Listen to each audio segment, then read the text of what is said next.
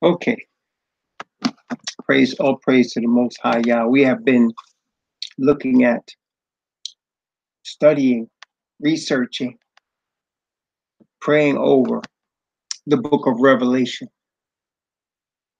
And it is an important book, as we know. First of all, the word itself, the book itself tells us, of course, how important it is. As we look at the very first verse of the very first chapter, which reminds us why the book is in existence. The revelation of Yahushua Messiah, which Yahweh gave unto him, to show unto his servants things which must shortly come to pass. And he sent and signified it by his angel unto his servant Yachanan, who bear record of the word of Yahweh, and of the testimony of Yahushua Messiah, and of all the things which he saw. Blessed is he that readeth, and they that hear the words of this prophecy, and keep those things which are written therein, for the time is at hand.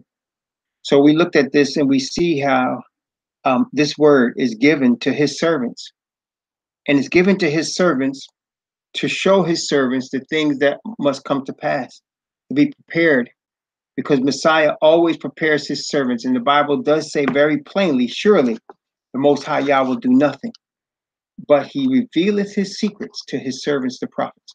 And so here he's revealing his secrets to his servant, the prophet Yachanan. And Yachanan is bearing record and giving and bearing witness of what he saw and what he heard. And it's for the servants of the Most High Yah in these last days of Earth's history. Many people, as you know, many people attempt to, shall I say, interpret the book of Revelation. And and for many folks, I want to say, I believe their pride gets in the way, because the book of Revelation is for the servants of the Most High Yah, as it just clearly stated. And his servants are interested in giving him honor and glory and praise. They are not interested in giving him themselves honor and glory and praise. So there's a whole class of people that are teaching this book for their own honor and glory.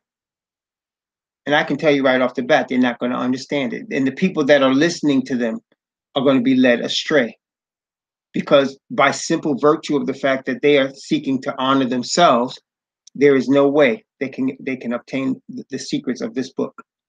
There are also a class of people that are following false doctrine, such as people that are keeping Sunday holy and calling themselves Christians. These people will never understand the book of Revelation. They would just not get it, because the fact is they are not his servants. They are being disobedient to his word. Okay?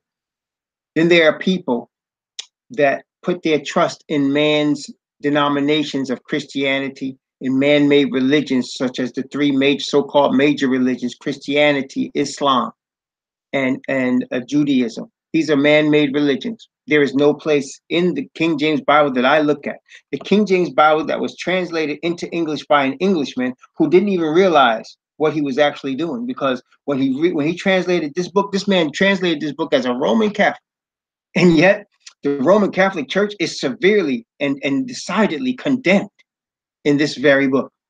This man was a Caucasian man of the sons of Japhet. And the sons of Japhet are condemned as Gog and Magog in this very book. And so we can know that this was a true and honest translation into the English language, because we can see that these words that man translated spoke the truth regardless of who was translating it. It was translated from the original Hebrew and the original Greek. And in this book, this King James Bible, I see no mention that the Messiah came to begin a new religion, much less one called Christianity. I see no mention nor any indication that Abraham, our father, the father of the nation of Israel, came to start any new religion called Judaism. It does not exist. And what we read last week in the fifth trumpet, it shows where Islam is with the Most High. It says that the leader of Islam has a translation in the Hebrew tongue, Abaddon, and in the Greek tongue, Apollyon, which means a destroyer. That this one comes out the bottomless pit, that he fell from heaven. He's led by someone that fell from heaven, and that they teach lies because the thing is in their tails. Okay, So we can see that none of these religions are things for the people of the Most High. None of these religions are there. Yet I want to tell you very plainly, and for all listening, the Most High has people in all of these religions, but they will come out of these religions to serve the true creator, the creator of the covenant of the Most High. And so as we look at the book of Revelation, people that are depending on tenets from these various religions that I mentioned and others like Buddhism or Hinduism, they will never understand this book. They're not going to get it, because being disobedient to the covenant, and especially not being of his chosen people, the nation of Israel, you're not going to get this book at all. Okay. But the person that is honest in heart, earnest in their desire to give honor and glory to the creator. Let me say that again. The person that is honest in heart and earnest in their desire to give honor and glory to their creator alone, he will reveal to them this book. He will reveal to them his truth. He will guide them in the way they should go. There's no question about it. Very simple, isn't it? It's not very complicated. People try to make it complicated, but the Most High is never complicated. He's very straightforward, very simple, very direct, as a matter of fact. But too much for people that don't want the truth. All right. So as we've been studying this book, and we've studied it from the beginning, as we said, and we went through so far 8 plus and now into the 9th chapters of the book. We've studied 7 churches. We've studied 7 seals, and now we're looking at 7 trumpets. There's a rhythm to it. I said there's a rhythm to it. 7 churches, 7 seals, 7 trumpets. There's a rhythm to it. They go together. 7 churches, 7 seals, 7 trumpets. Like let me remind you. For example, if you recall, did not Pharaoh, king of Egypt, when our brother Joseph was there in the prison, did he not have 2 different dreams? And the dreams had similar themes, right? Remember, he had a dream of fat cows and lean cows. Then he had a dream of fat corn and lean corn. And the 2 dreams were together. They were one. They were the same, right? Remember that? And he called Joseph in, and Joseph said the 2 dreams are one. And then the Most High gave him the interpretation of the dreams. Well, I want to tell you that the 7 churches, the 7 seals, and the 7 trumpets are one. They are. But the thing is about this is much deeper than Pharaoh's dream, much deeper than Pharaoh's dream. And Pharaoh's dream had consequences for the population of the entire nation of Egypt. Pharaoh's dream had consequences for the population of the entire nation of Egypt. But the book of Revelation, with its 7 churches, its 7 seals, and its 7 trumpets, have consequences for the entire planet Earth, everybody on it. It has consequences, especially for his chosen people, the nation of Israel. And this is another thing we find as we study the scriptures. The chosen people are not a Christian denomination. They just are not. Any Christian denomination, any one, I don't care you name it, Jehovah's Witness, Seventh-day Adventists, Mormons, Catholics, any one, none of them are the chosen people of Yah. Yet all of them will tell you they are, but none of them are the chosen people of Yah. As we have studied, the chosen people of Yah are the bloodline descendants of Abraham. The bloodline descendants of Abraham. And I know people that might be listening for the first time are going to ask this question, because they do. What about the people that are not the bloodline? What about the Gentiles? Everybody's so concerned with people that are not the chosen people, but the Most High is most concerned with the chosen people. Let me just put that out there first off, right up the bat. You know, most people try to think that the Most High doesn't play favorites. Well, he does. He's not a respecter of persons. He will give everybody equally, but he does have, make no mistake about it, he does have a chosen people. Don't deceive yourself. Don't get it twisted. He has a chosen people that he has chosen above all the people of the earth. There's no question about that. He says it in his word in many places. He that touches you, he says, touches the apple of his eye. Talking about his chosen people, the nation of Israel.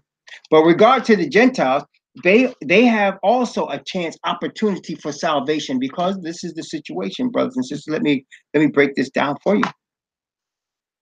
The Most High chose Abraham, and he said to Abraham, that he was going to bless him and his seed after him, and that in Abraham, the whole world would be blessed. In thee shall all the families of the earth be blessed, is what he told Abraham. What did he mean by that? He mean that by the descendants of Abraham, through his descendants, the whole earth would receive the blessing of salvation. Okay? Through Abraham's descendants. Then he went and so he had this nation that he chose, the nation that he actually named. See, this is the thing. The nation of Israel did not, listen carefully, they did not name themselves. They did not name themselves. Their father, our father, was a man named Yaakov, who we call in English Jacob. Yaakov was his name. He was named Yaakov from his father Yesha'ak or Isaac. He was named Yaakov from his father Yesha'ak or Isaac, right? But his name was changed as he wrestled with the Messiah. He wrestled with the Messiah, and his name was changed from Yaakov to Yashar Al. Yashar Al, which we call Israel. Yashar Al. What does that mean? Yashar Al. It means right with the Most High. That's what it means. Right, to be right with the Most High. Yashar, to be right. Al, which is short for the Most High. Yashar Al, which means right with the Most High. We call it Israel. Okay? So the Most High, through the Messiah, gave this name to this man.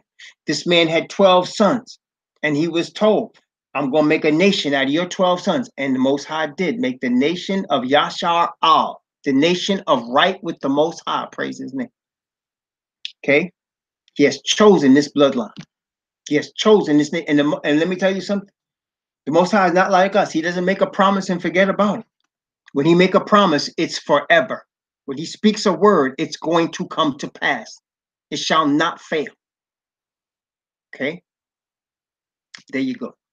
So now he has this chosen people. The Bible prophesied that they would be scattered all over the earth.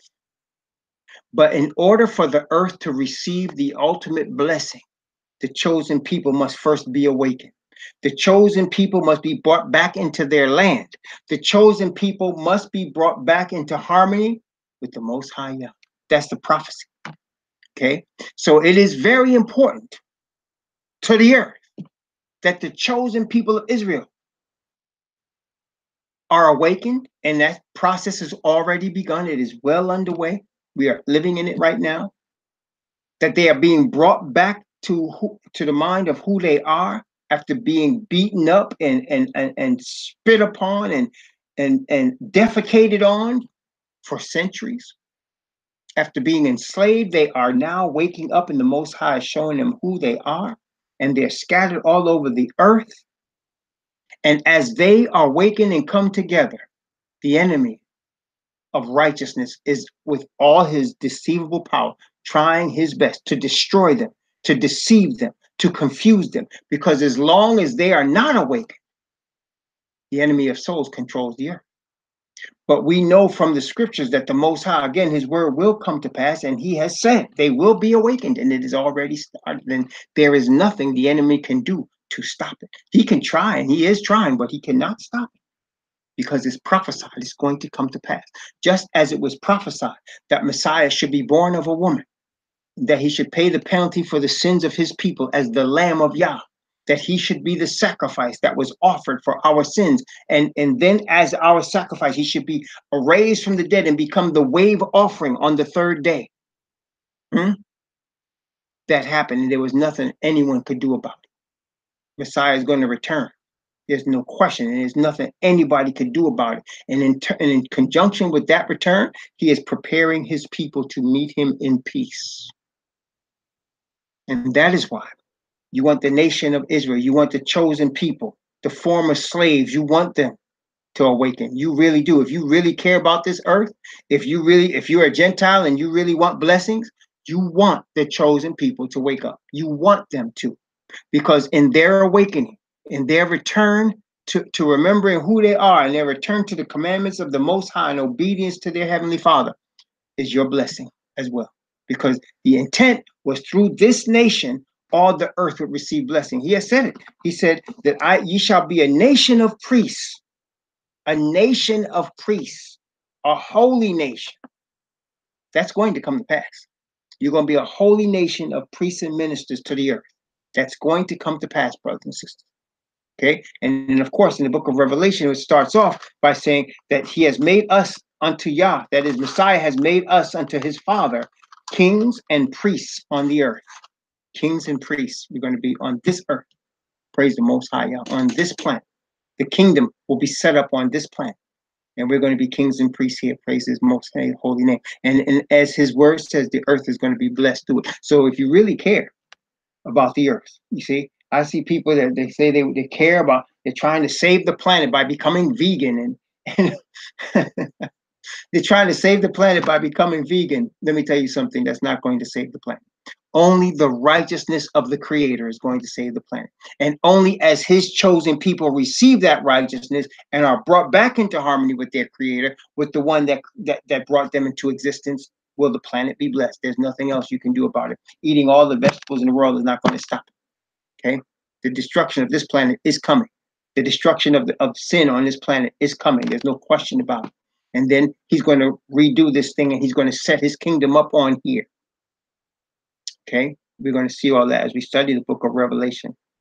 Now, as we've been studying the trumpets, the sixth trumpet of the book of Revelation is extensive. It's the most extensive of all the seven trumpets.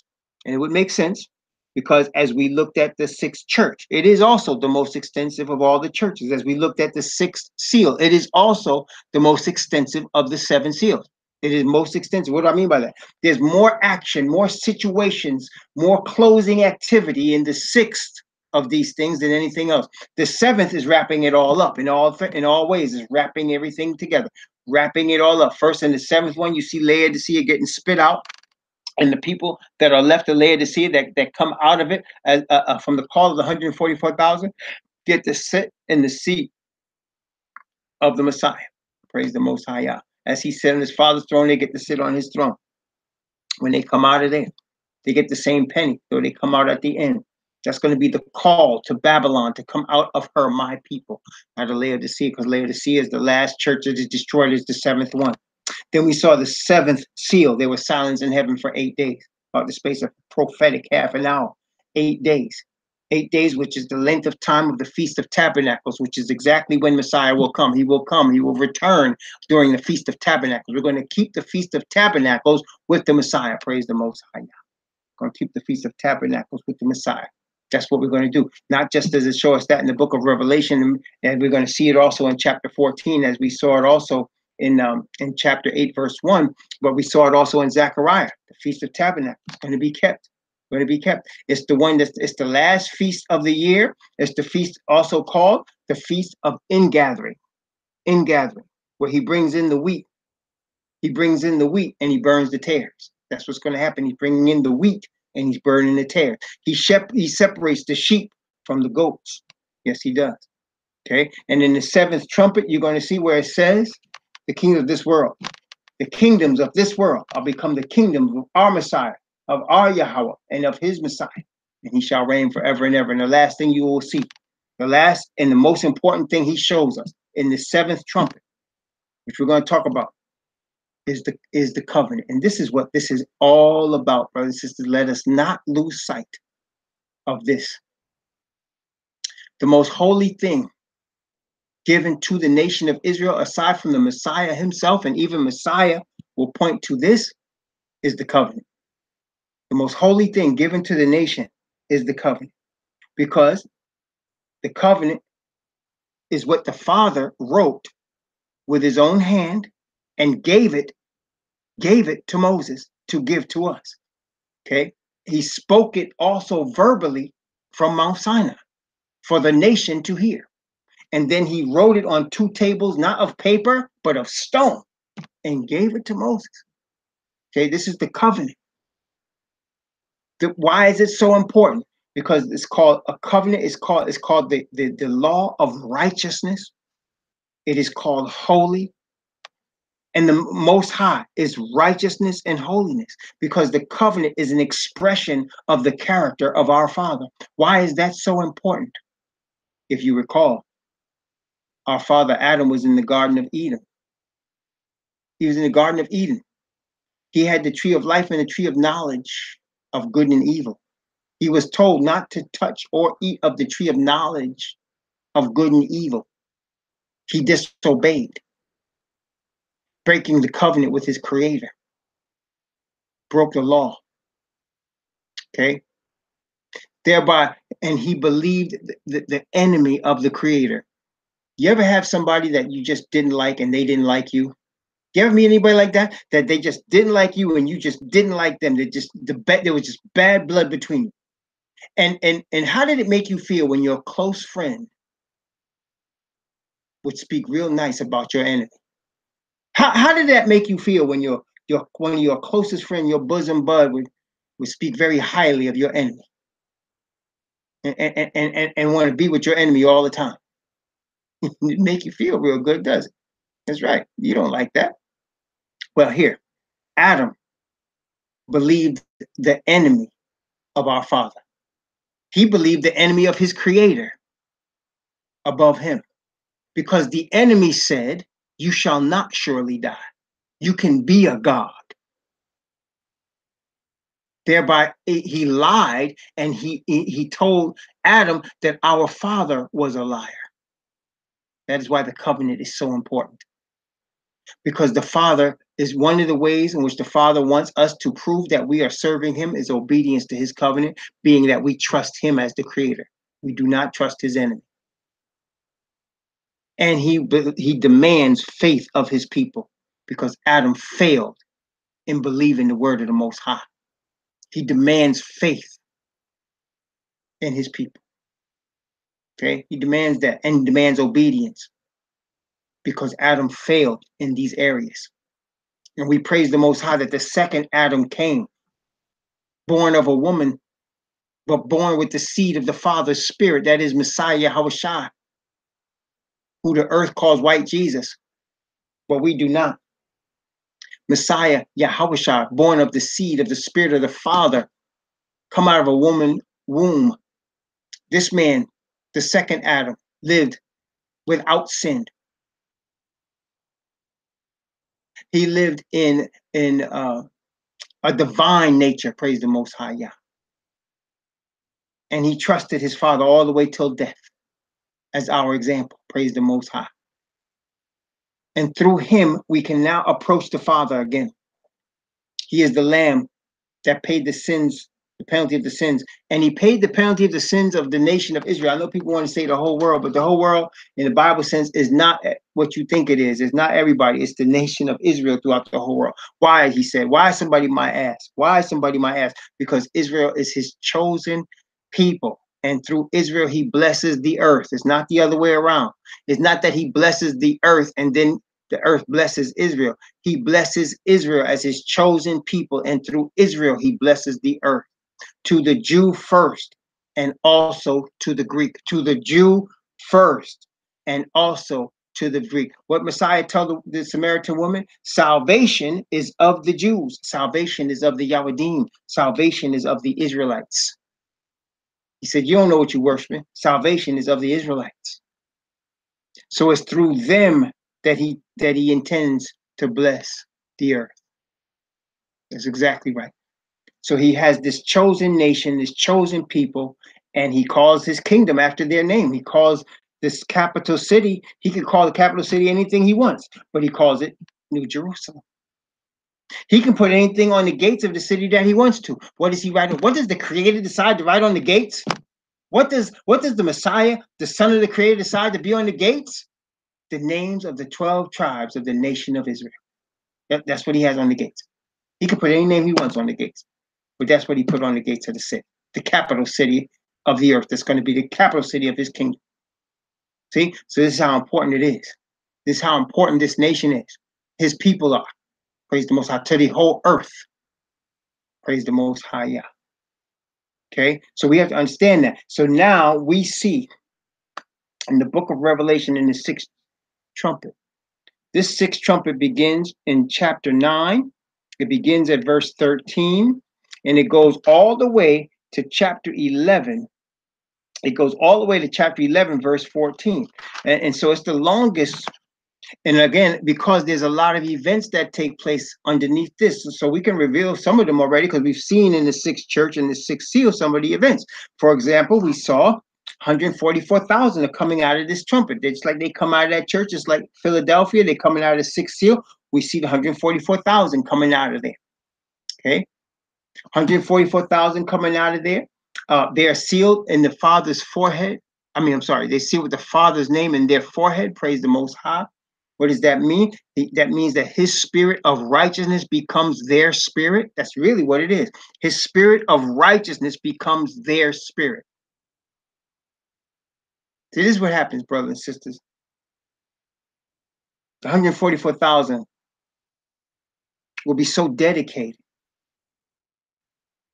to getting close to the Father, so dedicated to giving him and him alone honor and glory. Let me say that again, because people don't get that. A lot of people say, praise the Lord. They say, praise the Lord, praise God, praise the Lord, right? But they ain't giving him no real praise. They're not giving him any obedience. They're not seeking to have their characters molded after his, right? They seeking to maybe sing and say they praising the Lord because they can sing, and really what they want is the record deal to make a lot of money, right? That's what they want. Or if they're a pastor, they say, oh, praise the Lord, saints, praise the Lord. Pass them plates. Really what they want is the money and control of the minds of the people, right? That's what they really want. Or really maybe they want their organization to be uplifted and honored. And, I remember one woman came to me and said, oh, I was working at my job in the bank, and she came to me and she brought me some bogus book from her denomination, the Jehovah's Witness. And she's like, if you want the truth, talk to Jehovah's Witness. I just about died right there through that mess when she left right in the garbage where it belonged. But I will tell you, say, what? Say, what? Seriously? Got to be kidding me. I don't see nothing about no Jehovah's Witness Christian organization in the Bible. They would have it in their Bible because they done made up their own one. Praise the Most High. They done made up their own one. That's their business. Got nothing to do with me though. Got nothing to do with my Creator. Got nothing to do with the chosen people, the nation of Israel. Mm-mm. Mm-mm. But the 144,000 are seeking to give glory to the Father. You say that sounds simple, doesn't it? That just sounds simple. Why wouldn't a lot of people want to give glory to the Father? Look around you. How many people do you know that live their life, or desire to live their life for the glory of their Creator? How many people do you see and know that want to live their life for the glory of the Creator? How many? Really, there's not that many people. If you live in a big city or a small town, it really doesn't matter. There's not that many people that are around that want to actually give glory to their Creator. You see a lot of people that claim to, but they really want to give glory to their denomination. They want to give glory to some man, some woman, themselves. Very few people that live just for the honor and glory of their Creator. Very few. Very, very few. That's just showing you the state of the earth as it really is. So the people that are the 144,000 are seeking to give honor and glory to the Creator. And it's much more than that, even though that's enough. Because of this, the Most High is going to put his spirit on them. He's going to put his spirit on them. You see, all of us have a spirit. All of us do.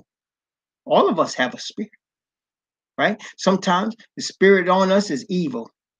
Sometimes it's happy. Sometimes it's glad. Sometimes it's sad.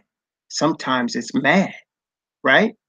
That's the spirit that's on us, right?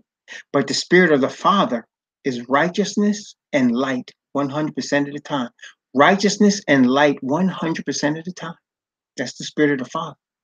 And what happens as we seek to give him the honor and the glory, and we give him honor, and we bow down to him on our knees, and we talk to him in quiet, in private, because we have the opportunity. The Father has granted us permission to speak to him privately for our own survival and development.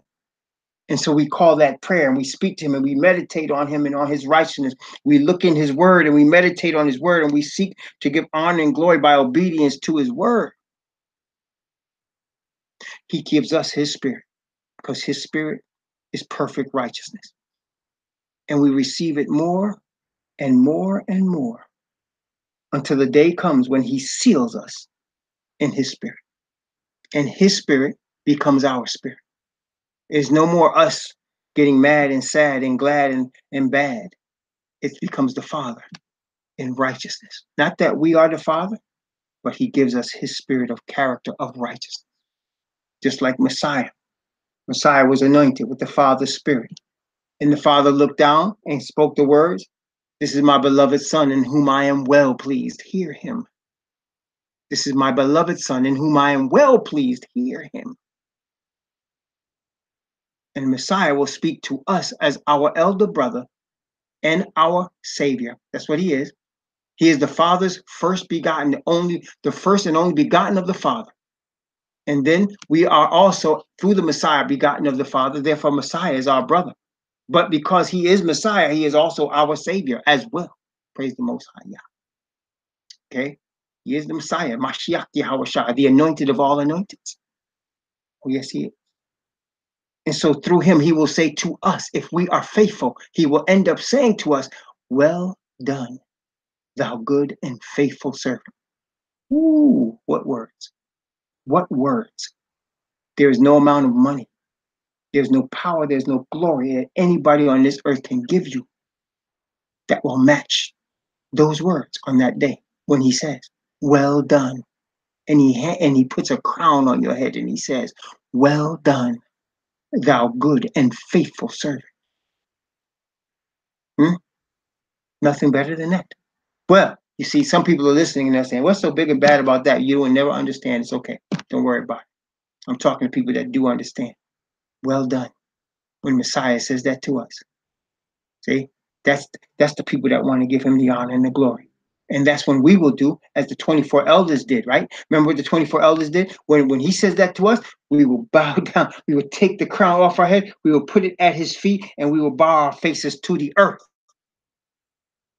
And we will give glory and honor to the Lamb that was slain for our sins and that redeemed the nation from death. Praise the Most High. We would give glory and honor to the Father that kept his promise to us to bring us back up out of the grave, that took the dry bones of the nation and made it a standing army again. Praise the Most High. We will give him the honor, the glory, and the praise. And so those are the people that we're talking about, the 144,000. The time is coming soon when they're going to give a message. We've been talking about this message. They're going to give a message now. And you know, as the prophets of old, if you recall, Jeremiah, right? Jeremiah was called, right? He was definitely called. And he spoke words that the Father gave him. Matter of fact, the Father said about Jeremiah. Notice Jeremiah chapter 1.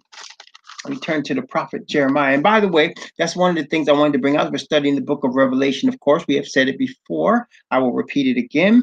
The book of Revelation is a compilation of the prophets. That's what it is. It's a compilation of the prophets. See, if you understand the prophets and the law, that's what the book of Revelation comes from. It's the prophets and the law that are put together in a message for the end time for the people of the Most High. And that's why New Testament Christians, I mean, I'm just guaranteeing you, there is absolutely 100% no way they will ever understand the book of Revelation. Absolutely 100% no way. And they have a major problem. Major problem. Okay? Because you're ignoring half the Bible. And there's no such thing as a New Testament Christian in the Bible. Okay, but let's continue. Jeremiah. Let's go to the prophet Jeremiah. Jeremiah, I'm going to read chapter 1 from verse 4, down to verse 8. Jeremiah, actually from verse 4 down to verse 9. Notice what it says. Then the word of Yahweh came unto me, saying, Before I formed thee in the womb, in the belly, I knew thee. Before thou camest forth out of the womb, I sanctified thee, and I ordained thee a prophet unto the nations. Then said I, Most High Yahweh, behold, I cannot speak, for I am a child. But Yahweh said unto me, Say not, I am a child, for thou shalt go to all that I shall send thee, and whatsoever I command thee, thou shalt speak. Be not afraid of their faces, for I am with thee to deliver thee, saith Yahweh. Then Yahweh put forth his hand and touched my mouth. And Yahweh said unto me, behold, I have put my words in thy mouth. Let me tell you something. This is an example of the 144,000. You see, the Most High have a holy place, a most holy place, and a sanctuary in the kingdom of heaven. In heaven above, he has in the third heaven, he has a sanctuary there. The sanctuary is the original one, out of which Moses was told to make a copy, which he did. And in that sanctuary, there's a most holy place, just like the copy that Moses had. And in that most holy place, there's a covenant, an ark of the covenant, which he shows us in the book of Revelation. Okay, he shows us that. And in that ark of the covenant, there are the two tables of the covenant. Okay. Now, we have been studying and we saw that this high priestly ministry of the Messiah, he goes from the holy place to the most holy place. We have been shown that. He goes from the holy place to the most holy place. And we have studied this and we see that he did this in 1844. 1844 AD is when he went from the holy place to the most holy place. In the autumn or the fall of 1844. We saw that. And this was him beginning to get ready to return, right? Get ready to return. But there was a delay. There was a delay. We studied it in the sixth seal. Remember, we studied it. There was a delay, wasn't there not? There was a delay. There was a delay. And what happened? Why was there a delay? See, because the Father was ready. He was ready to send back Messiah, ready to send him back after 1844. 1844 represented the Day of Atonement in autumn of 1844. That was the Day of Atonement. It's supposed to be the Day of Atonement in Bible prophecy. That's 1 year. That's 1 year. Okay? That's 1 year in Bible prophecy, the Day of Atonement. But Messiah been in there a while now. He's been in there a while now. He's been in there over 170 years. Well, why he been in there 170 years? Why he took so long? Why is he still there when it's supposed to be the Day of Atonement? And not only that, remember we studied it. We studied the Day of Atonement. What is it for? It's to cleanse the sanctuary from sin. Remember that? It's to cleanse the sanctuary from all sin. Remember that? To cleanse the sanctuary from sin. That's what the Day of Atonement is for. To cleanse the sanctuary in heaven from all the sins that we confess. And then what happens? He takes the sin that we confessed. He puts that sin on the scapegoat, which is Asatan. Okay? He puts that sin on the scapegoat, which is Asatan. And what does he do with our sin and taking the sin off of us? What does he do? He puts on what? He puts on his righteousness on us. He puts his righteousness upon us. He puts his righteousness upon us. And then he seals us in that righteousness. That's what's going on right now. See, many people don't understand what's happening right now.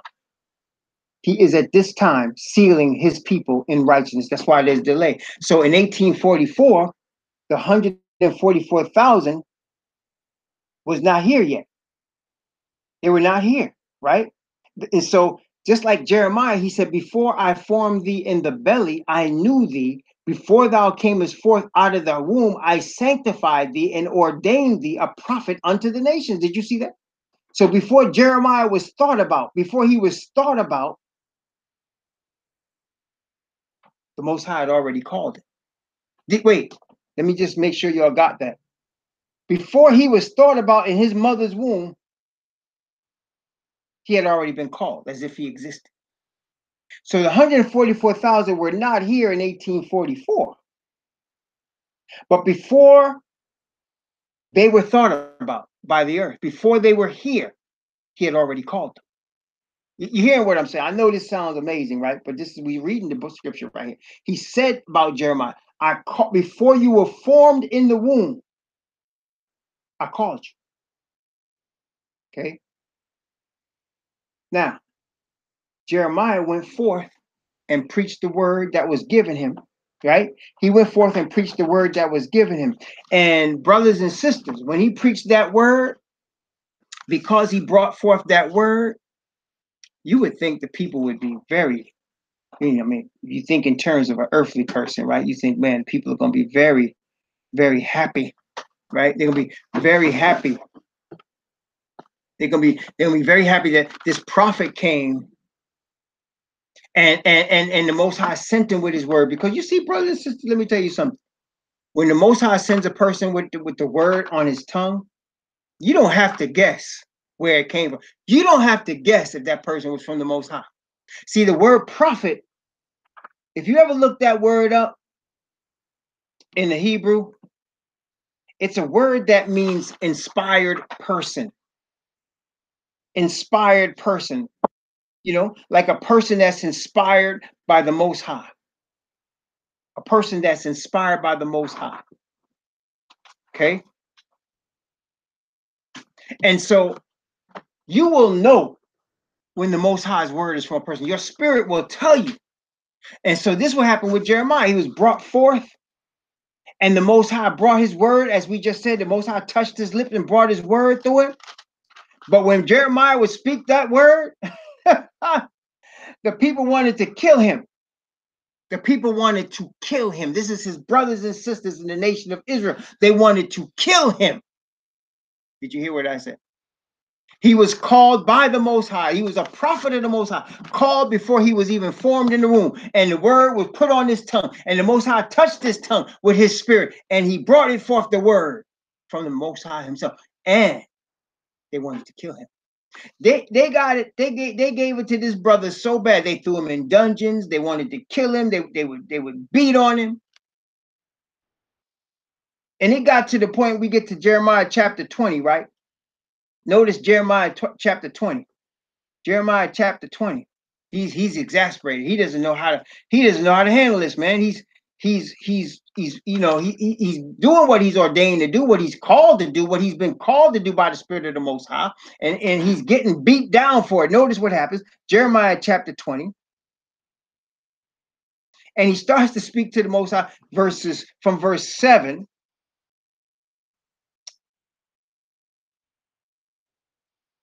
Let's see. From verse 7, we're going to go down to verse 11. Notice what it said. Actually, to verse 12. O Yahweh, thou hast deceived me, he says, and I was deceived. Thou art stronger than I and hast prevailed. I am in derision daily. Everyone mocketh me. For since I spake, this is since I spake, I cried out, I cried violence and spoil, because of the word of Yahweh was made a reproach unto me and a derision daily.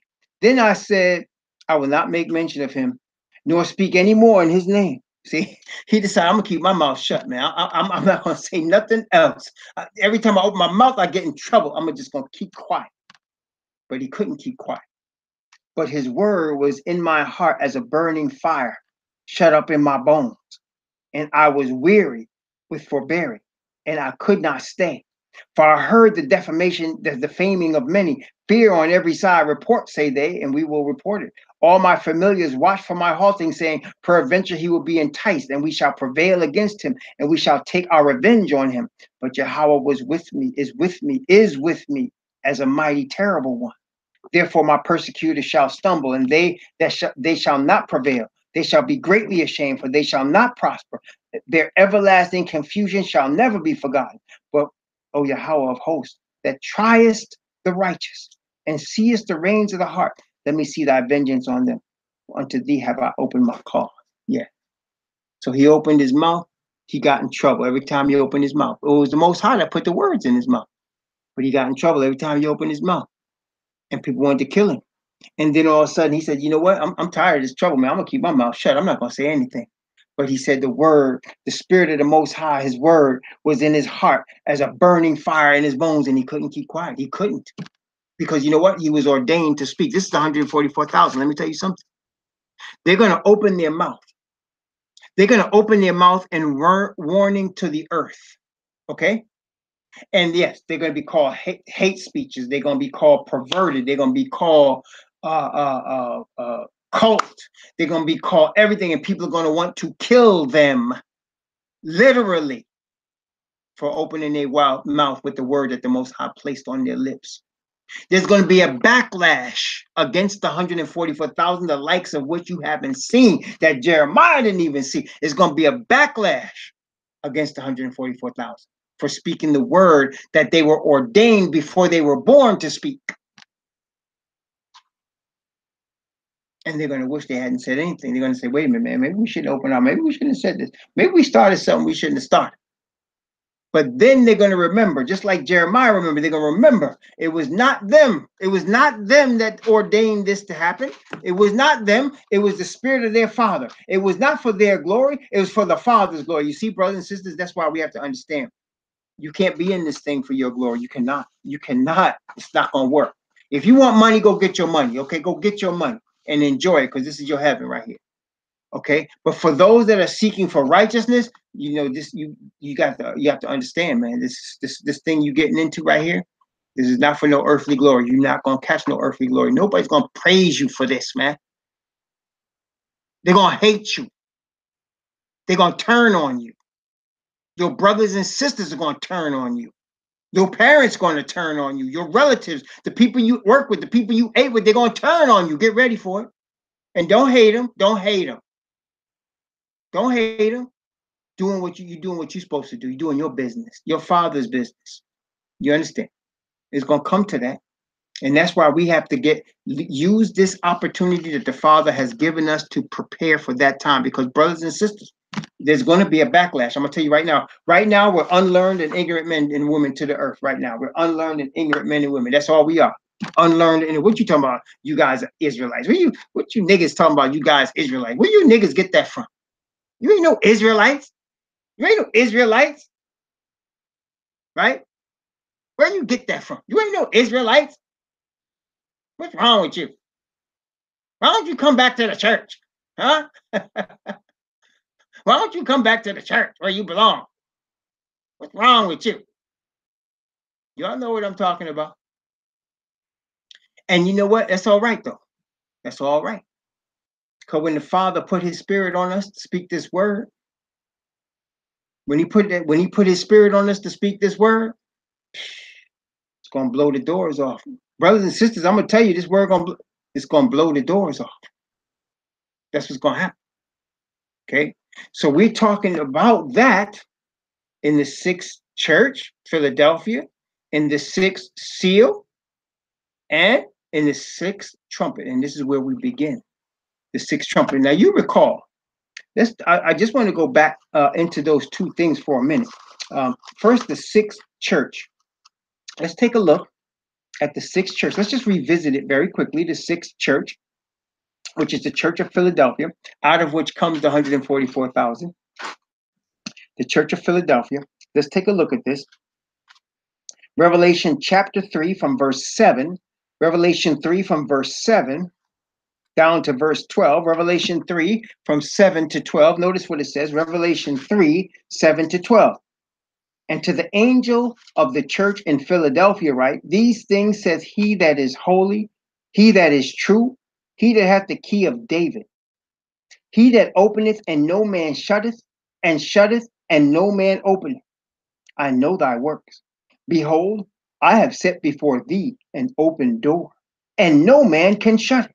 For thou hast a little strength, and hast kept my word, and hast not denied my name.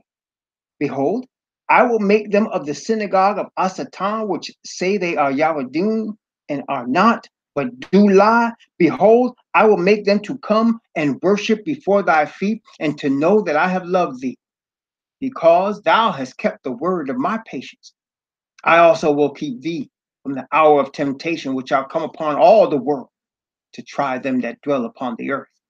Behold, I come quickly. Hold that fast which thou hast, that no man take thy crown. Him that overcometh will I make a pillar in the temple of my Elohim, and he shall go no more out, and I will write upon him the name of my Elohim, and the name of the city of my Elohim, which is New Jerusalem, which cometh down out of heaven from my Elohim, and I will write upon him my new name. See the 144,000?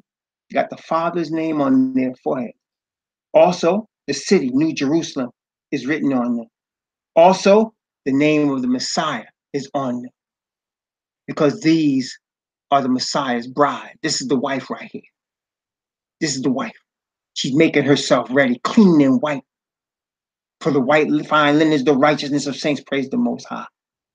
Right? So this is them getting ready. And that's why he said, I'm gonna make them that say they Jews, I'm gonna make them come and worship before your feet. Why? Why is that? Why is he promising us that?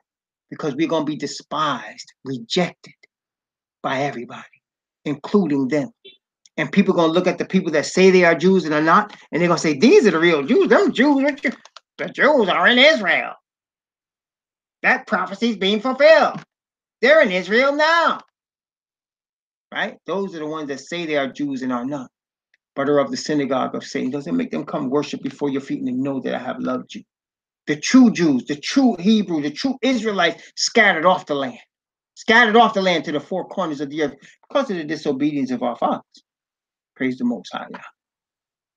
And now we are being awakened and knowing who we are and knowing where we come from and knowing who our father is, Abraham, Isaac, and Jacob. Knowing why we've been enslaved, why we've been looked upon, why we've been despised, understanding now. This is all prophecy. Understanding and awakening and understanding that we need to come back to obedience to the covenant. When all these things shall come upon thee, the blessing and the curse, which I have set before thee, and thou shalt call them to mind among all the nations, whither Yahweh thy Elohim have scattered thee. Remember that? And shalt return unto Yahweh thy Elohim with all thy heart, with all thy soul. Then Yahweh will bless thee and multiply thee and gather thee from all the nations whither he has driven thee. That's what it says in Deuteronomy.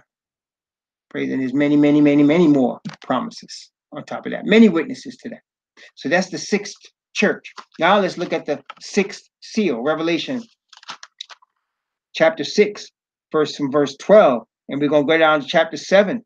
Chapter 6 from verse 12, we're going to read down to chapter 7 verse 4. From chapter 6 verse 12 to chapter 7 verse 4, let's go. Revelation chapter 6 verse 12 to chapter 7 verse 4, the sixth seal. And I beheld, and when he had opened the sixth seal, lo, there was a great earthquake. And the sun became black as sackcloth of hair, and the moon became as blood. And the stars of heaven fell unto the earth, even as a fig tree casteth her untimely figs when she is shaken of a mighty wind. And the heaven departed as a scroll when it is rolled together, and every mountain and every island were moved out of their places. And the kings of the earth, and the great men, and the rich men, and the chief captains, and the mighty men, and every bondman, and every free man hid themselves in the dens and in the rocks of the mountains, and said to the mountains and rocks, fall on us, and hide us from the face of him that sitteth on the throne, and from the wrath of the Lamb. For the great day of his wrath is come, and who shall be able to stand? And after these things, I saw four angels standing on the four corners of the earth. Remember these now, holding the four winds of the earth. You're going to see them in the sixth trumpet. That the wind should not blow on the earth, nor on the sea, nor on any tree. And I saw another angel ascending from the east, having the seal of the living Yahweh. And he cried with a loud voice to the four angels to whom it was given to hurt the earth and the sea, saying, hurt not the earth, neither the sea nor the trees, till we have sealed the servants of our Elohim in their foreheads. And I heard the number of them which were sealed. And they were sealed 144,000 of all the tribes of the children of Israel. Let me tell you something. These four angels that we're looking at here, that it says, hold the four winds, we're going to read about them in a few minutes again. These angels are holding back winds that are going to destroy the earth. Listen to me carefully. I want to make sure you hear me. These four winds are representation of the seven last plagues. Are you listening to me carefully? The four winds are representation of the seven last plagues. See, it is during the sixth church, sixth seal, sixth trumpet, that the warning comes, come out of her, my people, that ye be not partakers of her sins, that ye receive not of her plagues. See, the warning is coming. And after that warning is given, and the Most High has decided, enough, you gave the warning, the plagues will begin to fall. Okay? You'll see the sign that the plagues are about to come You'll see the sign that the plagues are about to come. This is one of the signs that their plagues are about to come is the rise of this nation, of a a young nation that would lead the whole earth, that would look like a lamb. In other words, have a look something like Messiah, which is Christianity, but speaks like a dragon, which is Asatan. A young nation which would create an image to Rome, an image in terms of religion to Rome. Rome is a religious country. That's what Rome is, you know. The Vatican is a country. You guys need to know that. The Vatican is not just like a thing, it's a country. The Vatican's a country. Look up October 1929. The Vatican was given by the dictator Mussolini. He signed papers to make the Vatican its own country within the nation of Israel. Is a nation within a nation. And so the Pope is the head of his church, and he's also the head of his nation. That's the way that is. The Pope is the head of his, listen carefully now. The Pope is the head of his church, and he is the head of his nation. Watch this. Watch carefully. Listen to me now. In the United States of America, Christianity is the head of its church, right? And Christianity will be the head of the nation. That's what's going to happen. That's what's happening. They're already telling you that the United States is a Christian nation. You ever heard that before? This is a Christian nation, huh?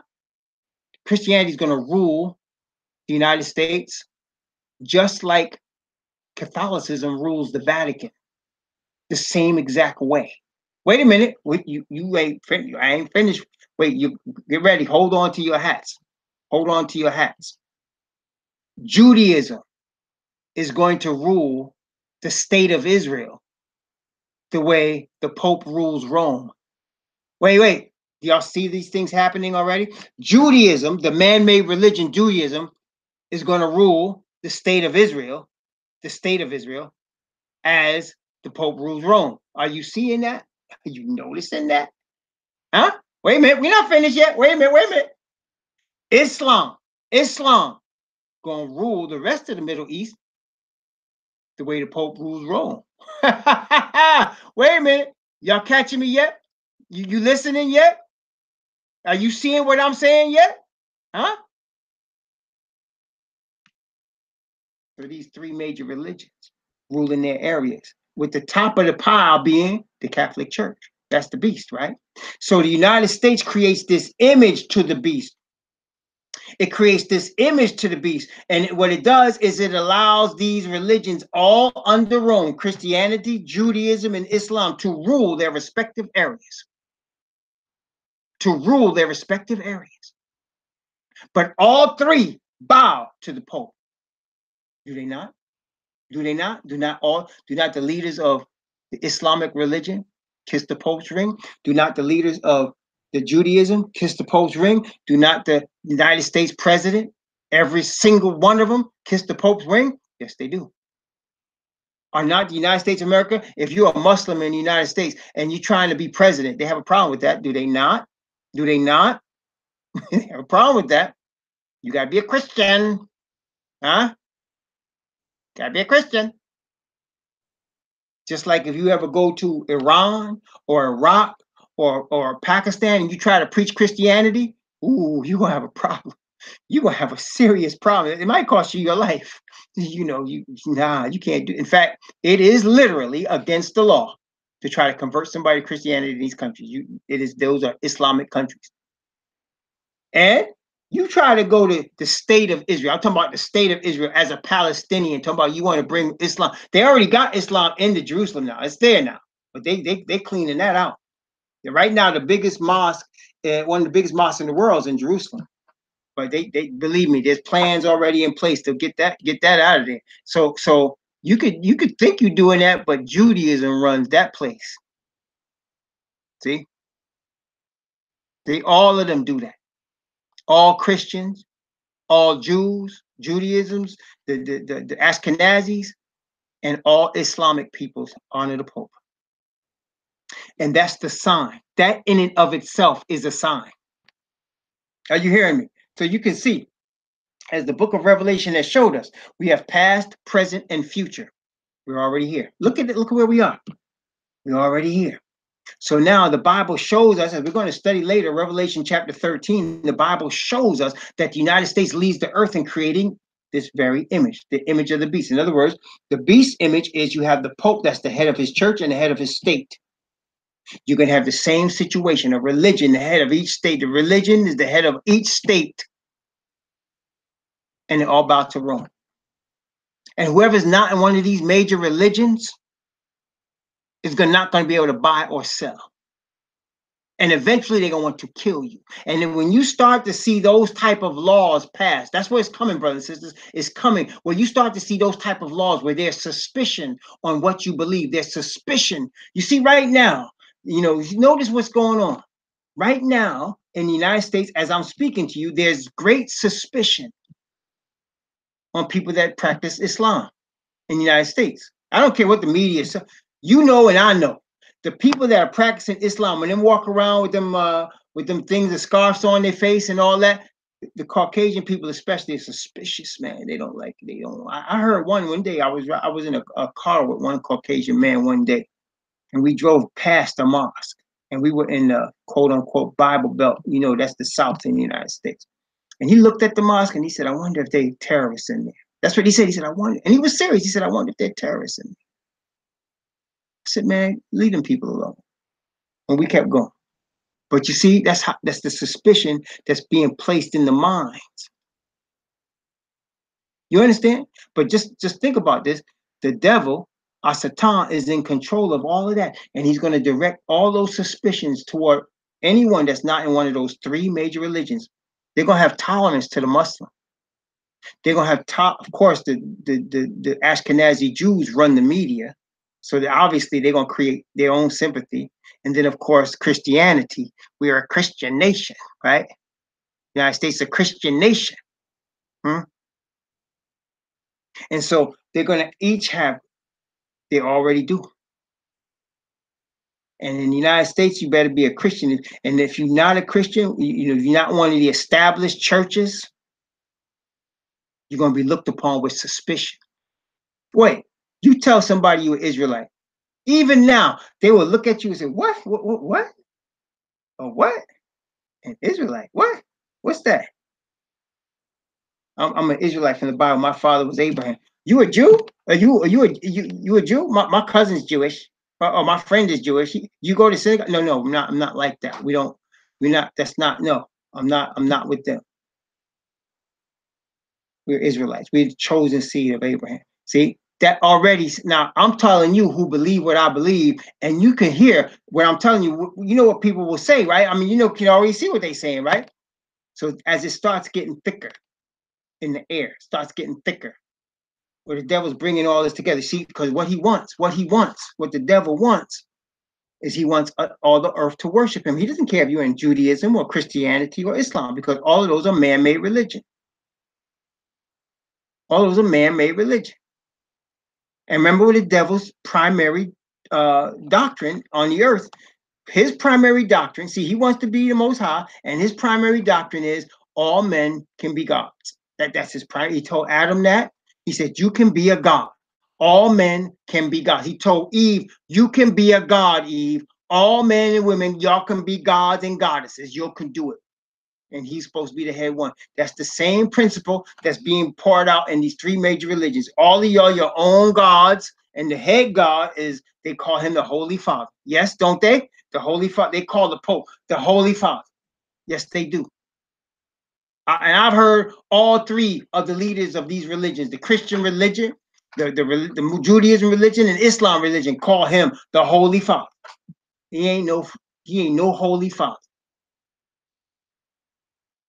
He's a wicked man. And he deserves to die the death that's coming to him, and all those that also wore that title with him. And the Bible says they're going to be cast into the lake of fire. That's where the beast and the false prophet end up, in the lake of fire. See, the beast is Rome, and all the false prophets are the people in these other religions. That's right. But see, that when you start to see laws that are being put in place to try to force you to come up off the covenant, that's what's going on. It's going to try to force you to come up off the covenant, to worship another God, whether it be a Judaism God, a Christian God, or Islamic God, because they don't serve the same gods you and me serve. I beg to differ. See, the Nation of Islam teaches that all of us worship the same God, just call them different names. That's right there. That's proof that the Nation of Islam is from the Roman Catholic Church, because that is straight up ecumenical. We don't worship the same God. Israelites don't believe that. No. See, if we worship all the same gods, right? Why would the first commandment say, "Thou shalt have no other gods"? Right? I mean, if the Most High would know that all human beings are worshiping the same God, He wouldn't have to give us the covenant that says you should have no other God. He wouldn't have to keep repeating to our fathers, don't worship any other gods, if there wasn't other entities to worship. If there wasn't anything as a false God, there would no be such thing as a true God. You understand? So there's false gods on the earth right now that people are worshiping. And it shows us that the majority of people worship the false gods. So we don't all serve the same God. I know it sounds all kind of disruptive. And some people, one person told me, you're scattering. You're scattering. You're not bringing together. Let me tell you, man, the truth is a sword. It does break apart people, no question. Truth is a sword, man. That's what it's about. Separation of wheat and tares. That's what the truth does. The truth is separating message. Ain't no gathering message. It's a gathering for the Hebrew, separating message for the rest of the people, man. That's the way it is. That's the way it is. But we don't all serve the same God. We do not. Okay? And so you're already seeing it now. So this is the sign, and you're going to see it. You're going to see slowly but surely laws being designed and being implemented, stronger and stronger laws that stop you from worshiping your creator as an Israelite, that stop you from worshiping your creator as an Israelite. That's where we're headed. That will accept Christianity, Judaism, and Islam, but will stop you, or attempt to stop you, from worshiping God, your God. Just like they did Hananiah, Mishael, and Azariah in Daniel chapter 3, and we read it. The whole purpose of that whole fiery furnace thing was to stop them from worshiping their creator and cause them to break the covenant with their creator. That is what we're going to see. We're getting ready to see it. It's already happening. See, every time you hear a politician talk about being Christian nation and people talking about being good Christians and they're on television, you're seeing prophecy being fulfilled right in front of you. Okay, you're seeing it. Or you see the president go to the state of Israel and wear them little yarmulkes on his head and act like he wanted them and be bound at the Wailing Wall like some fool, like somebody wrong with them. They keep bowing their head like they bobbing their head up and down, some foolishness with them dumb curls down the side of their head. All of that stuff is a sign, man. Those are signs. Okay. So now, in the sixth seal, which we just read, those four angels are holding back winds, which represent the 7 last plagues. And so we know that the warning against receiving these plagues is coming out of the 6th seal, 6th church, 6th trumpet by the 144,000. After they give that message, those plagues are going to fall. When the plagues fall, it's too late for anybody to turn back. Too late. When the plagues begin to fall, too late. There's some people saying the plagues are falling now. You ain't seen no plagues yet. You ain't seen them yet. You'll know when you see them because man cannot control them. He will not be able to stop them. He did not create them like he created AIDS and Ebola. See, man created AIDS and Ebola. Man creates diseases to try to get you to take all kind of pills, and then they create the pills to get you to try to buy the pills so that you're still sick, but you're dependent on them, and you die being dependent on them. Isn't that correct? That's what they do. They get you things to make you sick, and then they get the pills that so-called make you better. But they don't claim, none of the pills claim to heal you now, right? If you notice, none of the pills they give you claim heal you. What do they tell you? We're trying to control your disease. You will be taking this forever. We're trying to control your disease.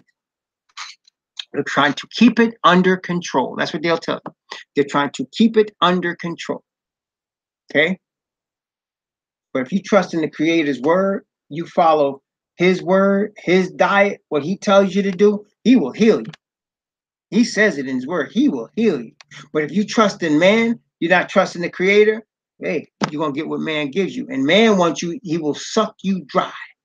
He will use you. He will give you these pills. You'll keep taking these pills until the day you die, and you'll never be healed. And he will continue to pocket whatever money he can generate from you. He will continue to do it. That's man's way. That's how he does things. But back to what we're talking about. So now, I said that to get us prepared. I said all that to get us prepared for this sixth trumpet. Again, it is the longest part of the seven trumpets. It covers a lot, and it starts off showing what's going to happen at the end. What's going to happen is the plagues at the end of the sixth seal. The plagues are unleashed, but also under the sixth seal. If I'm telling you, listen to me carefully. If I'm openly expressing to you that the 144,000 are coming out of the sixth seal, if I'm openly expressing to you that the Most High has a chosen people, right? If I'm openly expressing this to you, don't you know that the enemy, Asatan, already knows what I'm telling you? I mean, would he not already know what I'm telling you? If I'm openly expressing it to you, he would already know, right? So he knew back in 1844 that these 144,000 held everything up, and he would know that they're coming. He would know it. But as I said to you before, he cannot stop it. He cannot stop it. See, everything that the Most High gives as a word, there is no power available to the enemy to stop the word from coming to pass. He can do all he can, but he can't stop the word from coming to pass. But what the Most High, again, is showing us in these trumpets, he's showing us what the wicked are going to do during the time periods that the righteous are being developed. And in this time period of the sixth seal, you have seen things come out of this time period from 1844 to today that have never existed before. Let me give you some examples. Prior to 1844, listen to me carefully. Prior to 1844, was there any nation on earth that was communist? Prior to 1844, was there any such thing as communism prior to 1844? Was there any such thing as socialism, Bolshevikism prior to 1844? Did you see any of that? Did you see anything? Did you hear prior to 1844 of any Jehovah Witnesses or Seventh-day Adventists or Baha'i movement? Did you hear of any of this prior to 1844? No. No, that's right. Did you hear of Baptists or Pentecostals prior to 1844? You did not. Now, you might have heard of Lutherans. You have obviously heard of Catholics. You obviously heard of Protestants prior to 1844. But these specific types of denominations started coming forth after 1844. The Jehovah Witnesses came forth after 1844. The Baha'i movement came forth after 1844. Communism came forth. Karl Marx's book was written after 1844. Okay? Bolshevikism came after 1844. Communism came after 1844. All of this came about. The development of capitalism, which is one of the worst systems, one of the most deceiving and worst systems in the earth, is capitalism, because it makes you think you're going to get something and you don't get anything, and only a few get something, right? Only a few. But that all started blossoming after 1844. The development and power of the corporation came after 1844. See, before 1844, there was such a thing as corporation, but they weren't like you see now. They weren't the biggest and most powerful corporation prior to 1844 was the Catholic Church, right? That was the most, it still is the most powerful corporation on the planet Earth. Still is. But in terms of all these other businesses that are corporations and that are dominating the earth right now, across all kind of countries. You see, corporations now are ruling the earth, and you know, right below Rome, they ruling the earth. You got all kind, and they're international. Or your cell phone, your sodas, your foods, everything international, and they running everything. And there's no person. There's just corporations. They're entities. You can't even see them except you see their logos and signs everywhere, but you don't see the people that run it because they're entities, right? All that came about after 1844. So now we can see all of these things that Asatan brought forth: World War I, World War II, Korea, Vietnam, and many, many conflicts, Bosnia, Iran, the Iraqi war, all of these things and more, much more after 1844. Many, many wars, many bloody wars where hundreds of millions of people were left homeless, and millions and millions and millions of people were killed after 1844. Why? Because Asatan knows that his time is short and he's working with all his deceivable power to gather together. Now, what he wants to do, he wants to gather the world together and have all the world worshiping him. That's what he wants. And in order to do that, he's doing it, like I said, he's bringing the Christian section, the Judaism section, and the Islamic section.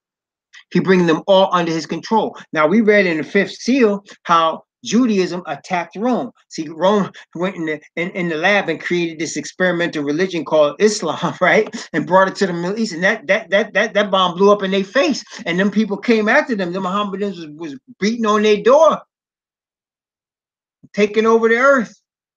But they got it in check now. They got it in check now, right? They got it in check now. But that's what's going on. That's what's going on. I know people say, well, there's more Muslims on the earth than Christians. That's true. But you know what? That's true. There's more Muslims, that, numerically speaking, there's more Muslims on the earth, but they don't hold the power. The power is held in Rome. The power is held in the United States. They don't hold the power. And why? Because it's prophesied that way. That's why. That's just to show you. They may have more numbers, but it's prophesied that way. Okay? The Caucasian men that took our fathers into slavery, we outnumbered them, but they still took us in slavery. Why? It was prophesied. You see what I'm saying? So the prophecy is going to come to pass. Can't do anything about that. Prophecy is going to come to pass. So let's start now. Revelation chapter 9. Let's start at verse 13. Let's start at verse 13, and let's go down from verse 13 down to verse, let's see. Let's read from verse 13 down to verse 21 of Revelation chapter 9. And the sixth seal sounded, and I heard a voice from the four horns of the golden altar, which is before Yahweh, saying to the sixth angel which had the trumpet, loose the four angels which are bound in the great river Euphrates. And the four angels were loosed, which were prepared for an hour and a day and a month and a year, for to slay the third part of men. And the number of the army of the horsemen were 200,000. And I heard the number of them. And thus I saw the horses in the vision, and them that sat on them having breastplates of fire and jacinth and brimstone. And the heads of the horses were as the heads of lions, and out of their mouths issued fire and smoke and brimstone. And by these was the third part of men killed, by the fire and by the smoke and by the brimstone which issued out of their mouths. And their power, watch this closely now, and for their power is in their mouth and in their tails. For their tails were like unto serpents, and had heads with them they do hurt. And the rest of the men which were not killed by these plagues, yet repented not of the works of their hands, that they should not worship devils and idols of gold and silver and brass and stone and of wood, which neither can see nor hear nor walk. Neither repented they of their murders, nor of their sorceries, nor of their fornication, nor of their thefts. Now, what's going on here? The tails are very important here. You remember when we studied the tails last time? Let me quiz you. What does the tail represent? Let me quiz you. What in the prophecy, what does the tail represent? When he talks about the power was in their tails, what does the tail represent? And we're going back now to our last lesson, I think it was. What was the tail? What did the tail represent? That's right. Thank you, Sister Kimmy. That's it. That's it. Lying prophets. Let's look at that. Let's look at that again and make sure y'all catch this because the tales are very important. Let's look at this. Revelation chapter 12. Revelation chapter 12. I'm going to read verse 3 and 4. Revelation chapter 12, verse 3 and 4. Notice what it says. Revelation 12, 3 and 4. And there appeared another wonder in heaven. Behold, a great red dragon, having 7 heads and 10 horns, and 7 crowns upon his heads. And his tail drew the third part of the stars of heaven, and did cast them to the earth. And the dragon stood before the woman which was ready to be delivered, for to devour her child as soon as it was born. We're going to read about that. But the key thing here is I want you to notice the tail drew the third part of the stars of heaven. And let's look at Isaiah chapter 9. Isaiah chapter 9. The prophet Yeshaya chapter 9.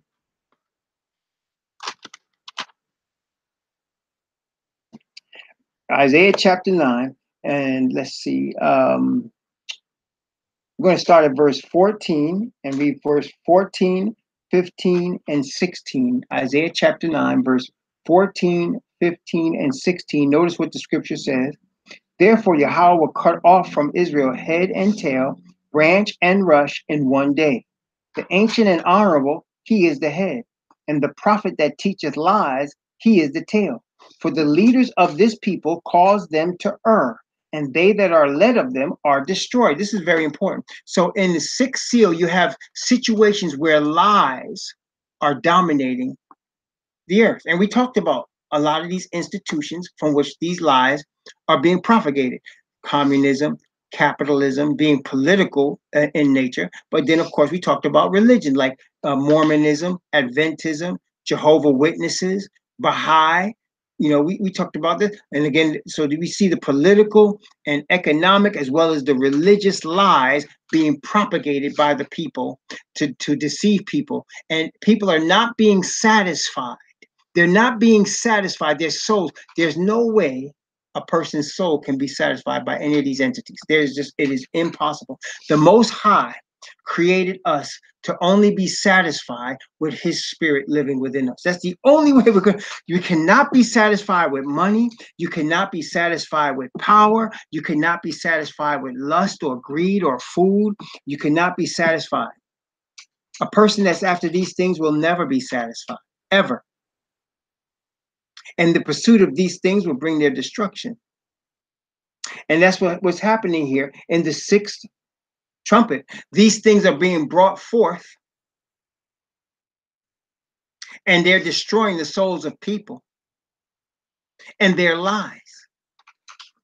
And the people that are receiving these lies are not repentant. They're not repentant at all. In fact, they continue to go on in their sins. And it's gotten to the point where some people teach in Christianity, once saved, always saved. Isn't that right? No matter what sin you're in, if you were saved once, you're always saved, regardless of what you do, right? And then you got other people that preach a righteousness by works message. You have to go to Mecca. You have to bow 5 times a day to this stone in the Middle East, right? Or you got to knock on so many doors. Jehovah's Witnesses, Mormon. You got to give out the Book of Mormon and wear this special underwear. All these different things. These are lies. And they're deceiving the people. And the people are not repenting. They never repented not of their murders or sorceries, nor of their fornication, nor of their thefts. Right? They repented not of the works of their hands, that they should not worship devils, idols of gold and silver and brass and stone or wood, which can neither see nor hear. All of this was let loose after 1844. You see, after 1844, they were let loose on the planet Earth. Why? Because the 144,000 are coming. The 144,000 are coming. The devil knows it. Satan knows it. But there's nothing he could do about it. But he's doing all that he can to destroy them and to destroy the people that they're going to reach. I know you guys think I'm crazy because I keep harping on this 144,000. I know y'all out there say this guy is crazy. All he talks about is 144,000. We're living at the time. That's why. See, it wouldn't have come to my tongue by the Most High Spirit if we weren't living at the time. We're living in their time right now. We're here. We're not arriving. We're here. We're in the age. We're in the generation of the 144,000. This is where we are. We're in their time right now. Okay, I'm not talking great future here. I'm talking now. Revelation is past, present, and future. And presently, we're in the time of the coming out party of the 144,000.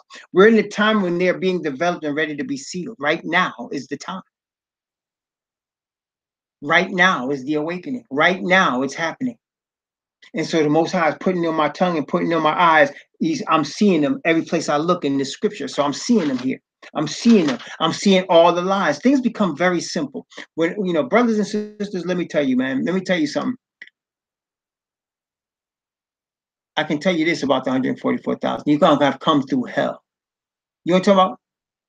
There's going to be people among the 144,000 that have been divorced, that come out of all kind of problems, prison. There's people that got drug problems, all kind of issues, man. People coming out of 144,000 coming out of the worst ghettos. People coming out of the worst families, worst mothers and fathers you ever seen in your life. Persons coming from the 144,000 coming from places like that. Talk about bankruptcies and kicked out of places and repossessions. They ain't making no money, can't afford anything. They ain't got nothing. 144,000 coming up out of trailer parks. Coming out of the darkness of this earth, man. And that's why, let me tell you something. You guys can relate to any of these things I said just now? You've been in any bankruptcies, divorces, short on money? Ever get kicked out of a place by a sheriff? Hey, that's happened to me. Don't worry about it. You know what I'm saying? You know what I mean? Coming out of the darkest place. You know what I'm saying? So, brothers and sisters, then you understand what I'm about to say. You know, and I know that a lot of the trouble that came on us, we feel like it's because of us, right? I mean, we feel like we made some bad mistakes, right? We just messed up. Like we weren't good witnesses for our Father, right? We weren't good witnesses at all, man. We just were really bad witnesses. So now, as we are seeking to follow the truth, whatever happens is all good for us. Like, I don't care if I lose the place I live now. I don't care if I lose my job. I don't care about these things. What I do care about is I don't want to do anything to mess myself up so that I don't bring reproach on the Father, because I'm representing him. Now, if I gotta get kicked out of my place because of what I believe, if I gotta go hungry, and I know it's just because I'm trusting my Father and I'm dealing with it because of him. Okay, I mean, but even then, I gotta search myself and make sure, did I mess up somewhere? Did I mess up? Did I do something wrong? Did I just mess up? But you gotta also understand, ox and akos. Listen carefully now. None of these systems, whether they be communist, capitalist, social, none of these systems are designed to cause you to prosper. None of them. A couple of people will prosper in capitalism. The small, you can see it. Look at it. Look at your super wealthy that they keep parading in front of you. There's just a few of them. I mean, in a capitalist society, for example, the United States, there's 300 million people. 300 million. 300 million. Okay? 1% of them, okay, is 3 million. 3 million sounds like a lot of people, but it's 1% of the population controls the rest of the people. So 3 million people control 297 million people. Are you listening? 3 million people control 297 million people. In fact, 3 million people probably control this whole earth. And within those 3 million, there's probably, less than that. It's probably like 3,000 that control everything. And above all them is the Pope, and he controls everything. You understand? So a few in capitalism control the many. That's how it works. A few control the many. And the many are just working for the few. That's what's going on. We are all working for the few. We're not working for ourselves. We're just working to survive. That's what we're doing. We're working to survive. They have us working for them so they can thrive. But that's just how it is. That's the way the system is. Now, the kingdom of heaven system is not going to be like that. The kingdom of the Messiah is not going to be like that. You know, that's right. We just like cattle, but that's all right. That's this earth. And you know what I say? Let them enjoy their heaven, because this is their heaven right here. This is their heaven with all the pollution, all the tragedy, all the bombs, all the AIDS, all the Ebola. Let them enjoy this. Let them enjoy this now, because it's not going to last much longer. Not going to last much longer. It's just not. It can't. Okay? This is their heaven. Let them be as snooty as they want to be. Let them act like they're gods. Let them do it. I don't, you know what I'm saying? Let them do it. All I want to do is serve the Father. So that, brothers and sisters, you know, because we know that we have messed up. We've been in bad situations and all that in our life. And so as we seeking to serve the Father, we just want to make sure that whatever happens in this life from this point, it's the Father's doing. It's not because we messed up, because we're being greedy, or because we're being, you know, because we went after our own lusts, right? Because we're trying to please or exalt ourselves. No, if something happens, we want to make sure. And you and I both know whenever some trouble comes on us now, first thing we start doing is say, okay, did I mess up? And then we start asking my Father, did I mess up? And then he'll show you, you know, I'm just testing you. I'm testing you now. This is not you. No, I'm just testing you now. I'm testing you. Make sure you keep my commandments. Make sure you stay with me. And he will continually try us. He will do that. He tries the righteous all the time. Bible says that. He's going to keep trying us. It has to. Has to. In order to get us to the point. You remember now, in honoring the Father, we have to get to the point that our Messiah got to. And it's not just on us to do it. The Father's doing it. He's going to bring us to that point. And it's not because we are good people. He's bringing us to that point simply for his name's honor and glory, and to keep his promises to our fathers that he would bless their children at the end. And so what the point that I'm talking about is the day that Messiah was really bringing the highest level of glory to his Father before he was hung on that tree for our sins, was the day that everybody left him alone and everybody was against him. And he said, the prince of this world cometh and have nothing in me. Right? He said, the prince of this world cometh and have nothing in me. What is that? And he said, I do always those things that please him. See, he's trying to get us to that point. That's what the Father's doing. With all the trial and tribulation you and I have to go through. When you see all these things happen, we just read in the 6th here, all of these third part of men killed by fire, smoke, and brimstone. This is spiritual. This is talking about all the falsehoods that are out here. All the falsehoods that are out here, all the errors, all the ways in which your attention is being turned, and my attention is being turned. And then all the trial and tribulation we have to go through. Say, why are we always under something, man? We can't have no peace. Nope. Peace is in the Father. And he's trying to teach us that. Peace is not in a pill. It's not in money. Not in a pill, and it's not in money. It's got to be in the Father. That's where the peace is. And when we learn that, we can be just like the Messiah. Prince of this world comes and have nothing in me. I do always those things that please him, because none of these things move me. No. I'm staying firm in the rock that's on Messiah, in the Father. Standing firm. Bible says his heart is fixed. He shall not be afraid of evil tidings. His heart is fixed, trusting in Yahweh. That's what the Bible says.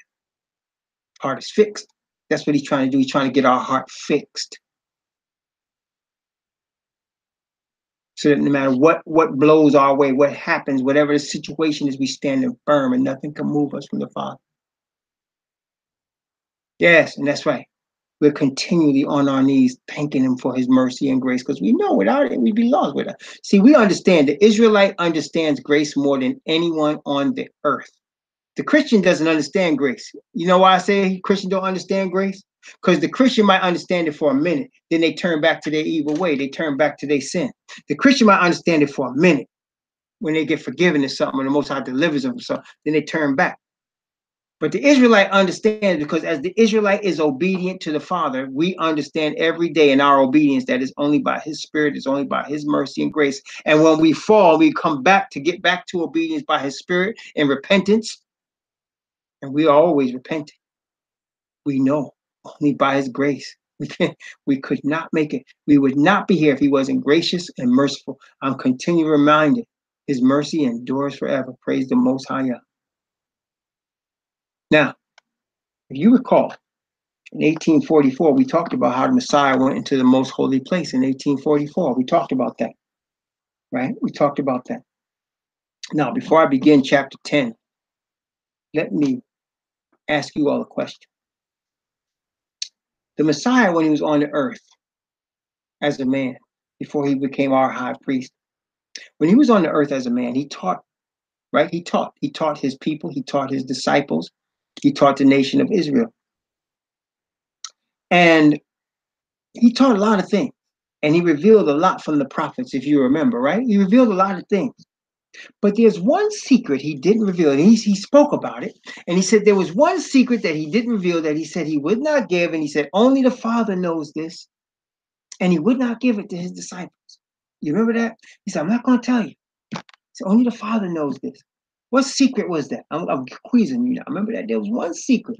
He said, there's only the Father knows, and I'm not going to tell you what it is. I'm going to tell you about it, but I'm not going to reveal this secret to you. That's right. That's what it is. Sister Josie, you got it. I got it. You got it. You got it. You got it. You got it. That's right. That was it. That was it.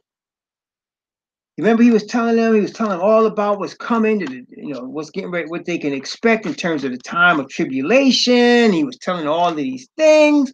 And then he said, the Messiah, he said, I'm going to come back in power and glory in the Father, the right hand of the Father. Well, when is that going to happen? Well, I can't tell you. I can't tell you. I cannot tell you. Only the Father knows when I'm going to come back. I can't tell you when exactly it's going to happen, but I know it's going to happen, right? I mean, I can't tell you. He said, you're going to see signs. You're going to see signs of it, right? You're going to see signs. You say, when you see the abomination of desolation spoken of by Daniel the prophet, you're going to see the sign, right? Oh, by the way, somebody might ask, what is the abomination of desolation? I know you're not going to believe me if I tell you. I'm going to just tell you what it is. You know what it is? And Daniel speaks about it. We read it in Daniel. We read it. We studied it in Daniel. The abomination of desolation. Let me give you a hint before I just tell you what it is. I can't just tell you something. I can't just blurt it out. I'm a teacher, so I'm always going to give you some hints first. First of all, I'm going to give you some hints. In the Bible, an abomination, generally, abomination, right? The word abomination is used with regard to false religion or false gods. So when the Most High speaks of the word abomination, oftentimes he's speaking of a false god. He'll call that false god an abomination. Okay, so now I'll give you a big hint right there. So the Most High, when he speaks, and especially in the prophets of the Old Testament, when he speaks of an abomination, he's speaking of a false god. So he says the abomination that brings desolation. So he's talking about an abomination or a false god that causes complete ruin to the whole earth. A false god that causes complete. That's right. That's right. So the abomination that bringeth desolation is the Catholic Church, and it's the Pope. That's right. That's the abomination that bringeth desolation. That's it. He said, when you see the abomination that bringeth desolate stand in the holy place, in other words, they start putting him in a position that's above the Creator. Isn't that where we live right now? Isn't that where we are right now when they calling that fool the Holy Father? Isn't that where we live right now? Huh? We just talked about how in the United States of America, from the politician, the president, on down, they talk about Christianity. Christianity. They all supposed to be Christians, especially them Republicans, but Democrats too. They are Christians. They're talking about homosexual and rainbow and all that, and they call themselves Christians. But anyway, that's what they do. Right? Well, you're right, Sister Kimmy. At the time that the Messiah spoke this prophecy, he was in Jerusalem, and he was talking about the sanctuary of the most holy place in Jerusalem. And literally, they put Caesar's image in the Israelite sanctuary. They put his image in there. They did that literally before the destruction of Jerusalem. They did that, no question. But we don't live in Jerusalem today, yet that prophecy is still going to come to pass in our day, right? So we don't live in Jerusalem, so it can't be the city of Jerusalem now because we're not there, right? We're not there now. We don't live there. And there's no spiritual Jerusalem. There's the city of Jerusalem. So what's going on now? What's the abomination that make it desolate at our time? Well, the abomination that made desolate then was pagan Rome because Caesar put his image. That's pagan Rome because Caesar put his image in the literal sanctuary in Jerusalem, the literal Jerusalem at that time before it was destroyed, right? Well, now we have papal Rome, and this one's image is going to be on everything and on every church, and he's going to try to control everything. Okay? Whoever does not have the mark of the beast or the number of his name cannot buy or sell, and eventually should be killed. Who doesn't worship him should be killed. Okay? We coming to that. So when you start to see the people start to praise the Pope from all different walks of life, wait a minute, you seeing that?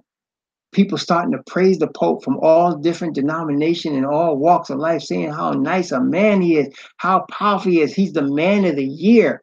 Wait a minute, are we seeing that? Is that actually happening? Yes, it is happening.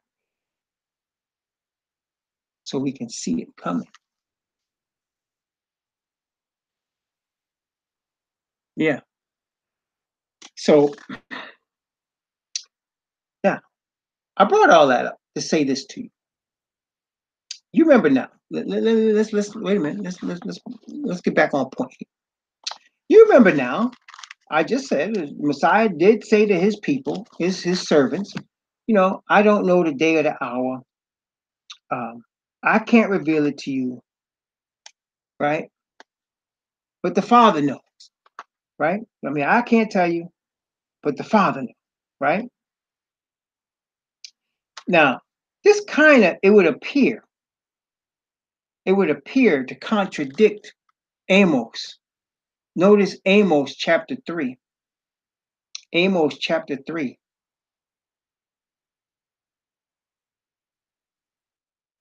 I'm going to read from verse 1 down to verse 8. Amos chapter 3 from verse 1 to verse 8. Hear this word that Yahweh hath spoken against you, O children of Israel, against the whole family which I brought up from the land of Egypt, saying, you only, that is you Israelites, have I known of all the families of the earth. Therefore I will punish you for all your iniquity. Can two walk together except they be agreed? Will a lion roar in the forest when he hath no prey?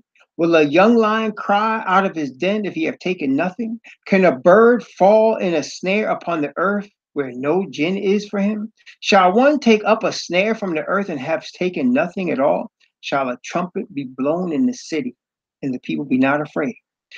Notice the word. Shall a trumpet be blown and the people be not afraid? Shall there be evil in the city and Yahweh hath not done it? Surely the Most High Yahweh will do nothing, but he revealeth his secret unto his servants the prophets. The lion hath roared, who will not hear? The Most High Yahweh has spoken, who can but prophesy?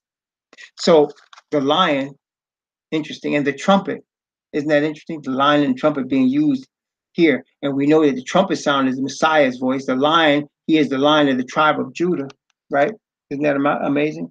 And he said he will reveal his secret to his servants, the prophets. And we also see how in the book of Revelation, he said he's going to show his servants things which must shortly come to pass. Well, one of those things is the return of the Messiah. Let's break this down for a little bit. The return of the Messiah, let me ask you, did not the Messiah say that the Father knows? Did not the Messiah say that the Father knows the day and the hour? Didn't he say that? Right? Only the Father knows. Didn't he say that? Yes? Testing 1, 2, 3. Okay. I'll make sure we're on the same page. Now, it is the return of the Father, is the return of the Messiah. And the Father also coming with him, as you can see in several places in the Bible. The Father will be with him. That's going to be powerful. But it is the Messiah's coronation as king of this earth. He is returning, right? As a king. He's not coming as a humble carpenter the next time. He's coming as a conquering king the next time. So let me ask you this. The day that the Father sends the Messiah and they come back, at that day, the Messiah will know when he's coming back.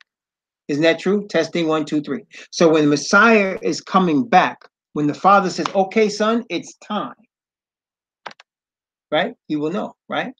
So at that time, when he's telling the Messiah it's time for you to come back, just like he showed us already that in 1844, after that, he was ready to come back and he delayed it, just like he showed us that, he is now at that time, he's going to show us the day and hour. The Father is going to show us the day and hour to return, because he's not going to hide from us when it's time for it to happen. You see what I'm saying? Like, he's not letting nobody know now, but he is slowly pulling back the curtain. He's slowly pulling it back. Like 20 years ago, I didn't know what I'm telling you now. 20 years ago, I didn't know the way I'm telling you now about how the feasts line up with prophecy. But he has shown me that since then, and I'm not the only one. And I know that the feast of unleavened bread and the Passover represented Messiah's death and resurrection. That the feast of weeks, the Pentecost, represented the early rain, the first outpouring of the Spirit, and there were going to be two, early rain and a latter rain, according to Joel, right? We read about that.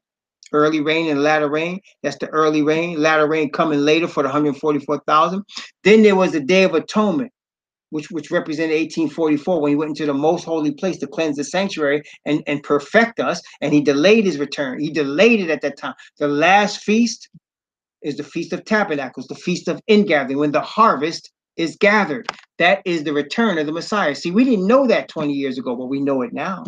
He's showing us slowly things. He's showing us things. He's opening in our eyes slowly but surely. We don't know which day of Feast of Tabernacles or Feast of Ingathering day that he's going to come. We don't know which one, which year. We don't know that. But we know it's that time of year. We know it's that feast, but that's when it's going to happen. I know it's going to be at midnight. I do know that from the scriptures. It's going to be at midnight on the Feast of Tabernacles. Feast of Tabernacles happens. Wait, let me quiz you before I continue. Before I give you too much, let me quiz you now. Let me quiz you. You ready? I'm going to give you a quiz. Testing 1, 2, 3. I'm going to give you a quiz. Are you ready? Huh? Okay, here you go. Okay, here you go. Okay, welcome, Akath. Welcome, Didi, Akath. Praise the Most High. Okay. I don't want to be rude. I'm just trying to keep my mind on what we're doing here. Okay, listen. Give me the month and the day of the Feast of Tabernacles. Give me the month and the day of the Feast of Tabernacles. Give me the month and the day of the Feast of Tabernacles. And please don't you dare name no August, September, October, November. Don't you name no Gregorian calendar month and day either. Don't do that. Come on now, y'all know better than that. No, give me. There is not 15 months in a year. There's not 15 months. There's 12 months in a year, about the month. So let's try again. There's not 12 months. There's only 12 months in a year. Right? So not 15 months. You close though. I know you got it in your mind, Bathama. I know you got it in your mind. So let me give you again. What is the month and the day of there you go. There you go, Akash. She got it. It's the 7th month, the 15th day of the month. Now remember, the Hebrew month goes by the phases of the moon, right? It goes by the phases of the moon, right? The new moon is when you first see the first crescent of the moon. That's the new moon. On the right side of the moon, you see this crescent light. That's the beginning of the month. That's the first of the month. That's a new month right there. And the phase of the moon goes from right to left, and the light covers the moon. And when it's fully covering the moon, what they call a full moon, that's the middle of the month. Testing 1, 2, 3. That's the middle of the month. When you see the full moon, that's the middle of the month. And then what happens from the right to left, darkness starts to come over the moon. It starts to get dark from right to left. And then you just see the left side where you see that failing crescent on the left side. That's the end of the month. That's the end of the month right there. That's the end of the month. Okay. So if the Feast of Tabernacles is the 7th month, the 15th day of the month, okay, then you know that when the Messiah returns, it's going to be a full moon. Are you hearing what I'm saying? It's going to be a full moon. Are you listening to me? When he returns, it's going to be a full moon, because that's the middle of the month, 15th of the month. It's not according to our Gregorian calendar going to be April 15th, September 15th. Well, it's not like that. This is the Hebrew month, which goes by the phases of the moon. It's the 7th month of the Hebrew year, which starts in the spring. And it's going to be a full moon. And it's going to be on the 15th day of the 7th month. I don't know what year, but he's going to reveal that to us in time. By us knowing all this information, we now know that eventually he's going to reveal to us the year. I don't know what it is now, but he's going to reveal to us the year. We know it's the 7th month. We know it's the 15th day of the month. It's going to come at midnight, the middle of the night, at midnight. Okay? That's when he delivered us out of Egypt. That's what Job talks about, when the people are going to be troubled at midnight. Job says that. And he delivered our fathers out of Egypt at midnight. That's right. So it's midnight. It's going to be midnight. It's going to be Feast of Tabernacles. It's going to be a full moon. We know all that. I'm telling you, it's all that. It's probably going to be on a Sabbath. Okay? I don't know what year, but I know it's coming soon.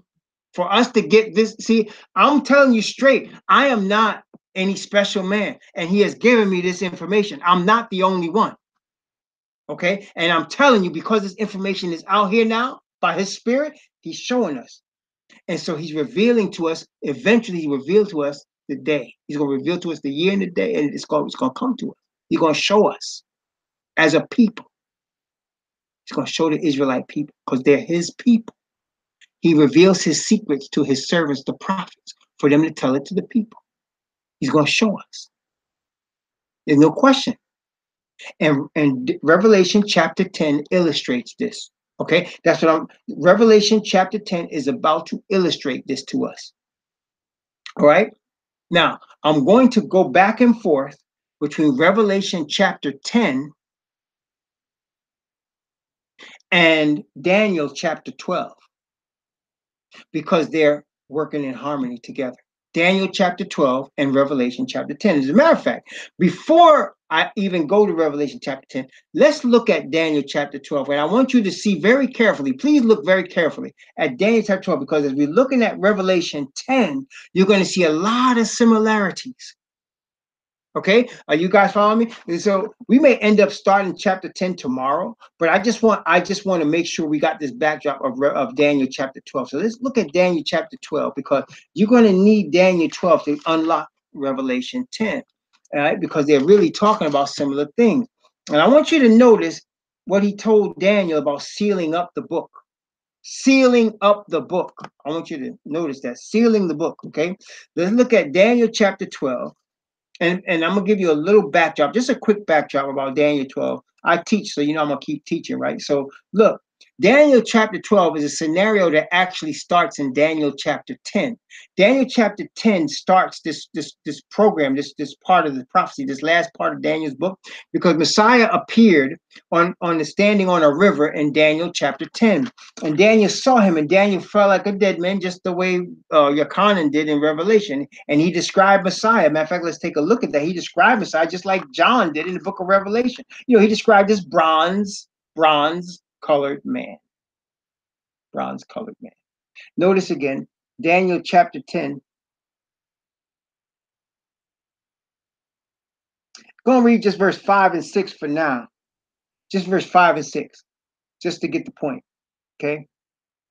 Notice what it says. Then I lifted up my eyes and looked, and behold, a certain man clothed in linen, whose loins were girded with the fine gold of Uphaz.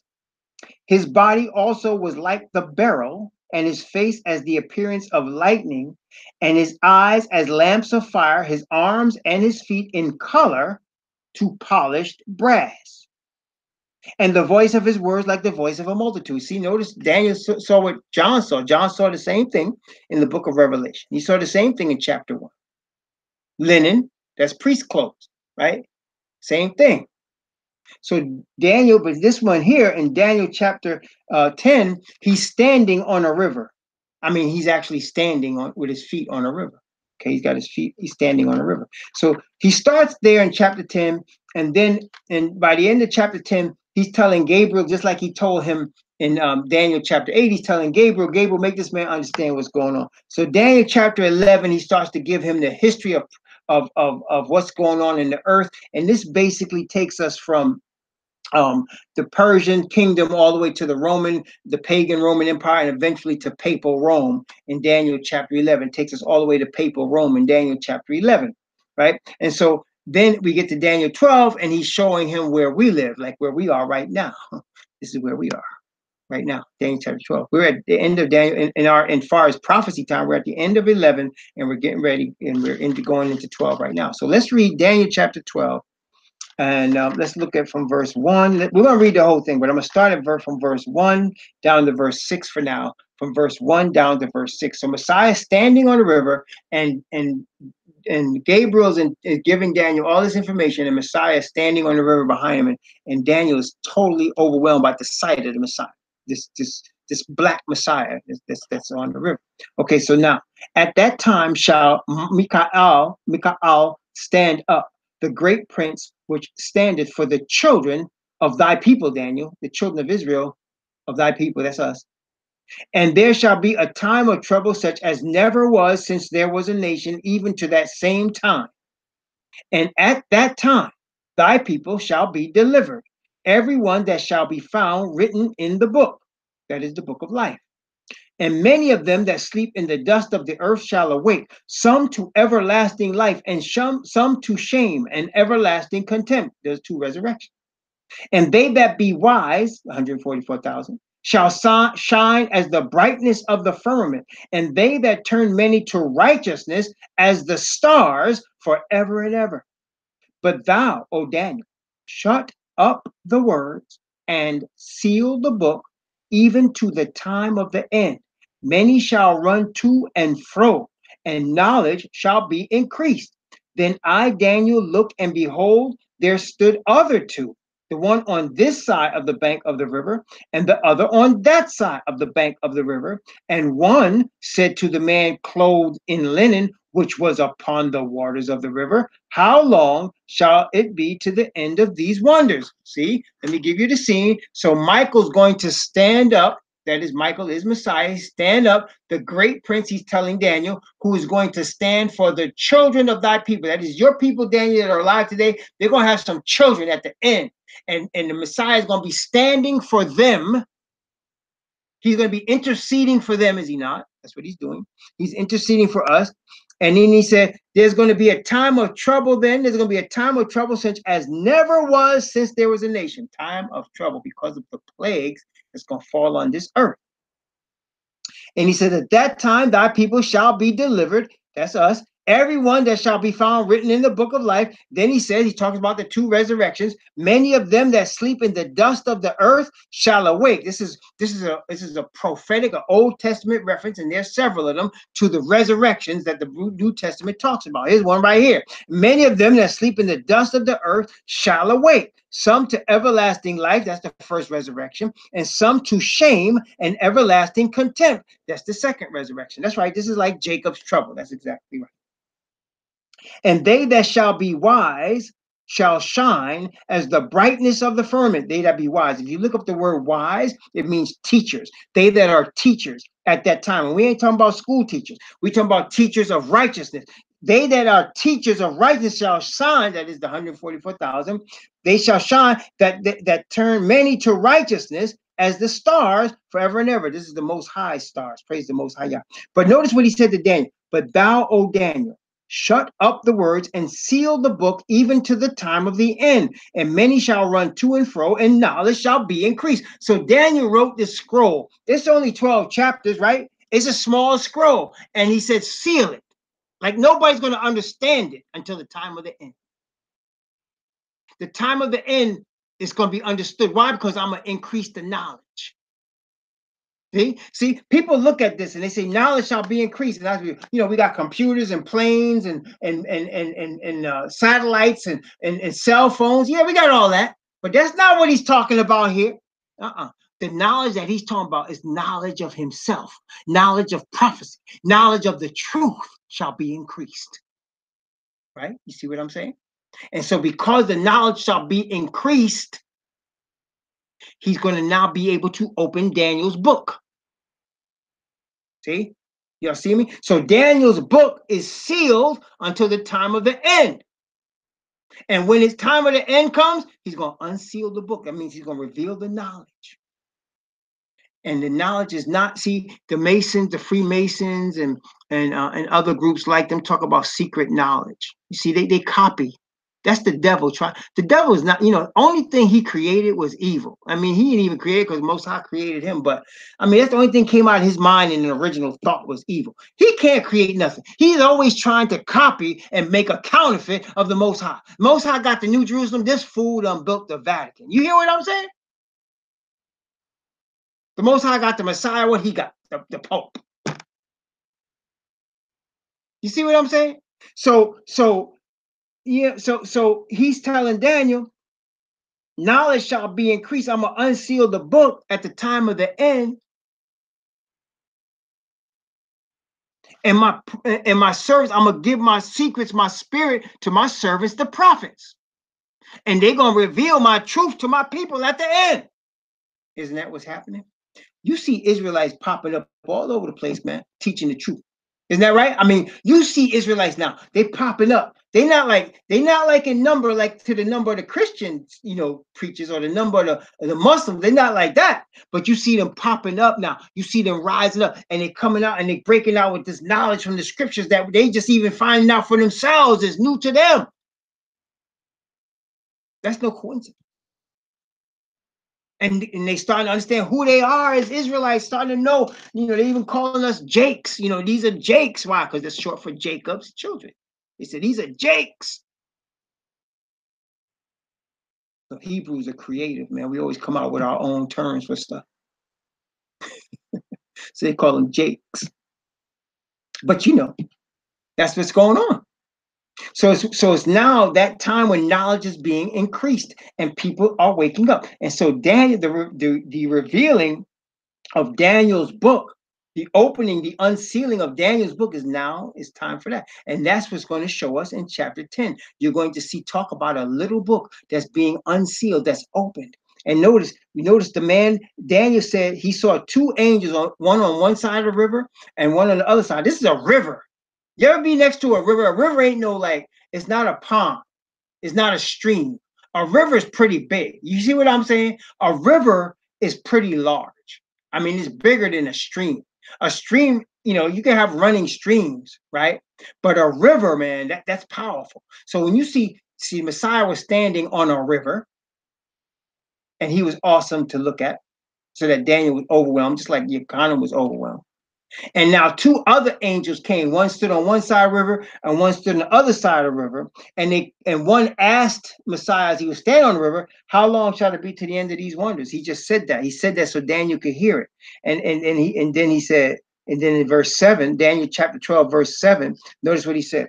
And I heard the man clothed in linen, which was upon the waters of the river, when he held up his right hand and his left hand unto heaven, and swear by him that liveth forever and ever, that shall be for a time and times and a half, when he shall have accomplished to scatter the power of the holy people. All these things shall be finished. Times and a half. Ooh, where have we heard that before? 1260 days, 3.5 years. Where have we heard that before? We heard it all over the place. Especially in Daniel and Revelation, we hear it all over the place. 1260. A time is a year. Times is 2 years, and half is half a year. 3.5 years. 3.5 years, 1260 days, 42 months. You're going to see that a lot. Okay, you're going to see that a lot. Most High is into that number, especially in these last days. He's into that number. We're going to talk about that. So he says at the end of that, in that 3.5 years, you're going to see it. He said that's it. That's when it's done. And I heard, and let's continue. Let's finish the chapter. Daniel chapter 12, verse 8 down to verse 13. And I heard, but I understood not. See, Daniel didn't understand because it was sealed. I heard, but I understood not. Then said I, oh, my master, what shall be the end of these things? And he said, go thy way, Daniel, for the words are closed. and sealed, closed up and sealed for the time of the end. Many shall be purified and made white and tried, but the wicked shall do wickedly, and none of the wicked shall understand, but the wise shall understand. From that time, and from the time that the daily sacrifice, the daily shall be taken away, and the abomination that maketh desolate set up, 1,290 days. Blessed is he that waiteth and cometh to the 1,305 and 30 days. But go thou thy way to the end be, for thou shalt rest and stand in thy lot at the end of the days. Somebody looking at this and saying, what is all of that? Okay, let me break this down to you. I'm gonna give you this since you gotta wait till tomorrow till we get to chapter 10. I'm gonna just break this part down. Make sure y'all can hear me now. Testing 1, 2, 3. Make sure you can hear me. Testing 1, 2, 3. Okay, listen carefully. Put a 1 up there. I'll make sure y'all can hear me. I want to make sure because I don't want y'all to miss this one. Okay, look. The 1,260 days, the 3.5 years, the 42 months are prophetic, which means they have a literal time period, which is 3.5 years, and a prophetic time period, which is 1,260 years. There's both.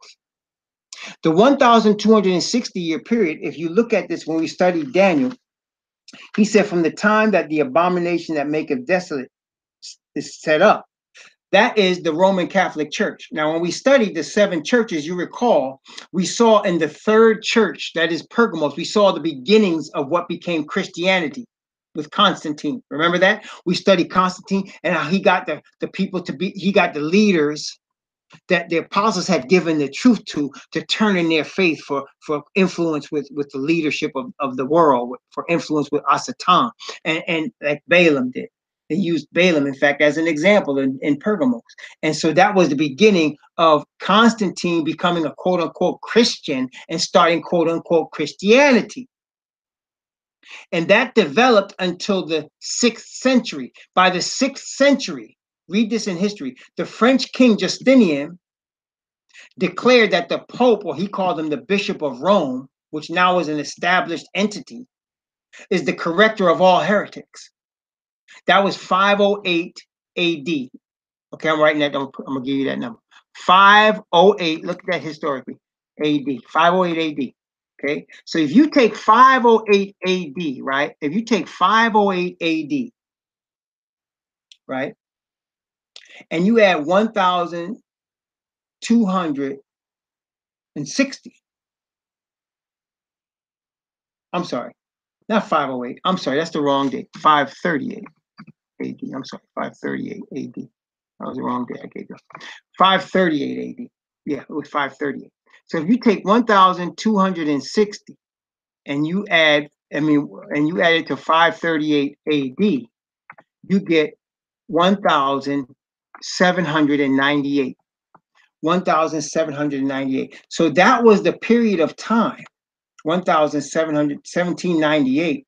That was the period of time that Rome dominated without interruption, from 538 AD to 1798 AD. Rome dominated. Now, when I say dominate, I mean in both political and religious and military.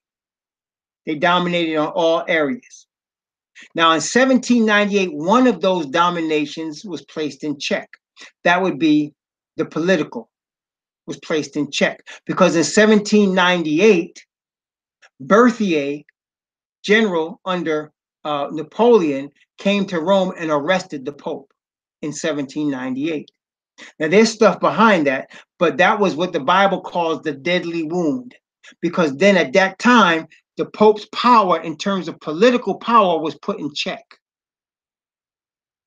Okay, that was 1798. Now, after that, in 1929, and read this, please look it up for yourself. In October of 1929, October, that was a stock market crash, but it's interesting. In 1929, Mussolini gave back the political power to the Vatican by making the Vatican its own country within Italy. Okay, Mussolini gave it. And if you see the headline of the San Francisco Chronicle in that year, for that said, "Deadly wound has been healed." That was the headline. Deadly wound healed. Because that now the Pope had back his political power. See, he had already had the religious power. That never got lost. But he lost his political power. But then when he was now made a state again, the deadly wound was healed. We're going to read about that in Revelation 13.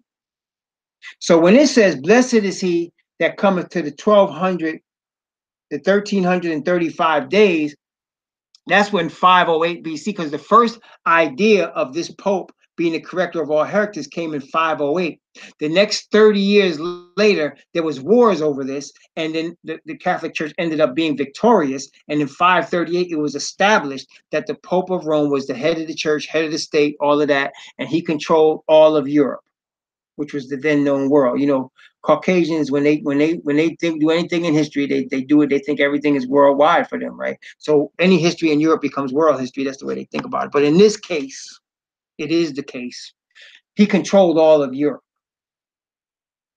And so from 508, when it was first introduced that he should be the corrector of all heretics, to 538, that's when the Bible talks about three horns being plucked up by the roots in Daniel chapter 7. That was the war in Europe over this decree that the Pope should be the corrector of all heretics. And there were three factions, three countries in Europe that tried to stop this or tried to fight against it, and they all lost. And that's why there were seven horns left. When we get to, we'll talk about that. There were seven horns left. And so the little horn came up and plucked up three other ones. And then you had 538, where now it was an established entity. So when the Bible talks about from the time the abomination that maketh desolate is set up 1,290 days, that's the same. You go back from 508, you go to 1798, just like if you go 1260 from 538, you get to 1798. It's the same as 508. So because the abomination that maketh desolate, that is the Catholic Church, was set up in 508, and then officially became the power by 538. But he said, blessed is he that waiteth and cometh to the 1,305 and 30 days. So when you look at, again, you look at 508 and you add 1,330 to it, you end up at you end up 1,335 to it, you end up at 1843. And you know what happened after 1843? He said, blessed is he that waits till 1843. That's us. That's when, you get to 1843. Now you get to 1844, and the Messiah is entering the most holy place. And now the 144,000 are bringing forth. He said, blessed is he that waits till then, that is born at that time. That's us. Right. So that's why those time periods are given. But all of this was sealed until the time of the end. Obviously, we're in the time of the end. If I'm talking to you about it, that means obviously we're in the time of the end because he's revealed it, right? So I'm talking to you about it, and I'm not the only one, obviously. So now he's saying, okay, we're in the time of the end right now. So these things are being revealed. So Daniel chapter 12 shows us what's going on in Revelation chapter 10, but Revelation chapter 10 adds this extra part, and the extra part is what the Messiah told our brothers and our older brothers that are his disciples back at the time. He said, the day and hour no man knows but the Father. Well, he's going to reveal that. He's going to talk about that in Revelation chapter 10. Going to talk about that in Revelation chapter 10. And you're going to again see him standing on a river. You're going to, with his foot on water, and you're going to see his hands up to heaven. You're going to see the same thing that we see here in Daniel chapter 12, except you're going to see it in Revelation chapter 10. So we're going to talk more about that tomorrow. I know I laid a lot of numbers on y'all. It's late at night. You're probably confused, y'all. We'll go over it again tomorrow. We'll go over it again just to make sure, we'll go back over this. I know there's a lot of confusion. When minds are fresh, we'll go back over it. But this is Daniel 12 is Revelation 10 in part. And then there's more in Revelation 10. And then it goes into 11. We'll go into that when we talk about the two witnesses. That's another thing. I mean, it's the same sixth seal, but it's another thing. We're going to talk more about that. Okay? So let's have a word of prayer as we end tonight's study. Let's have a word of prayer.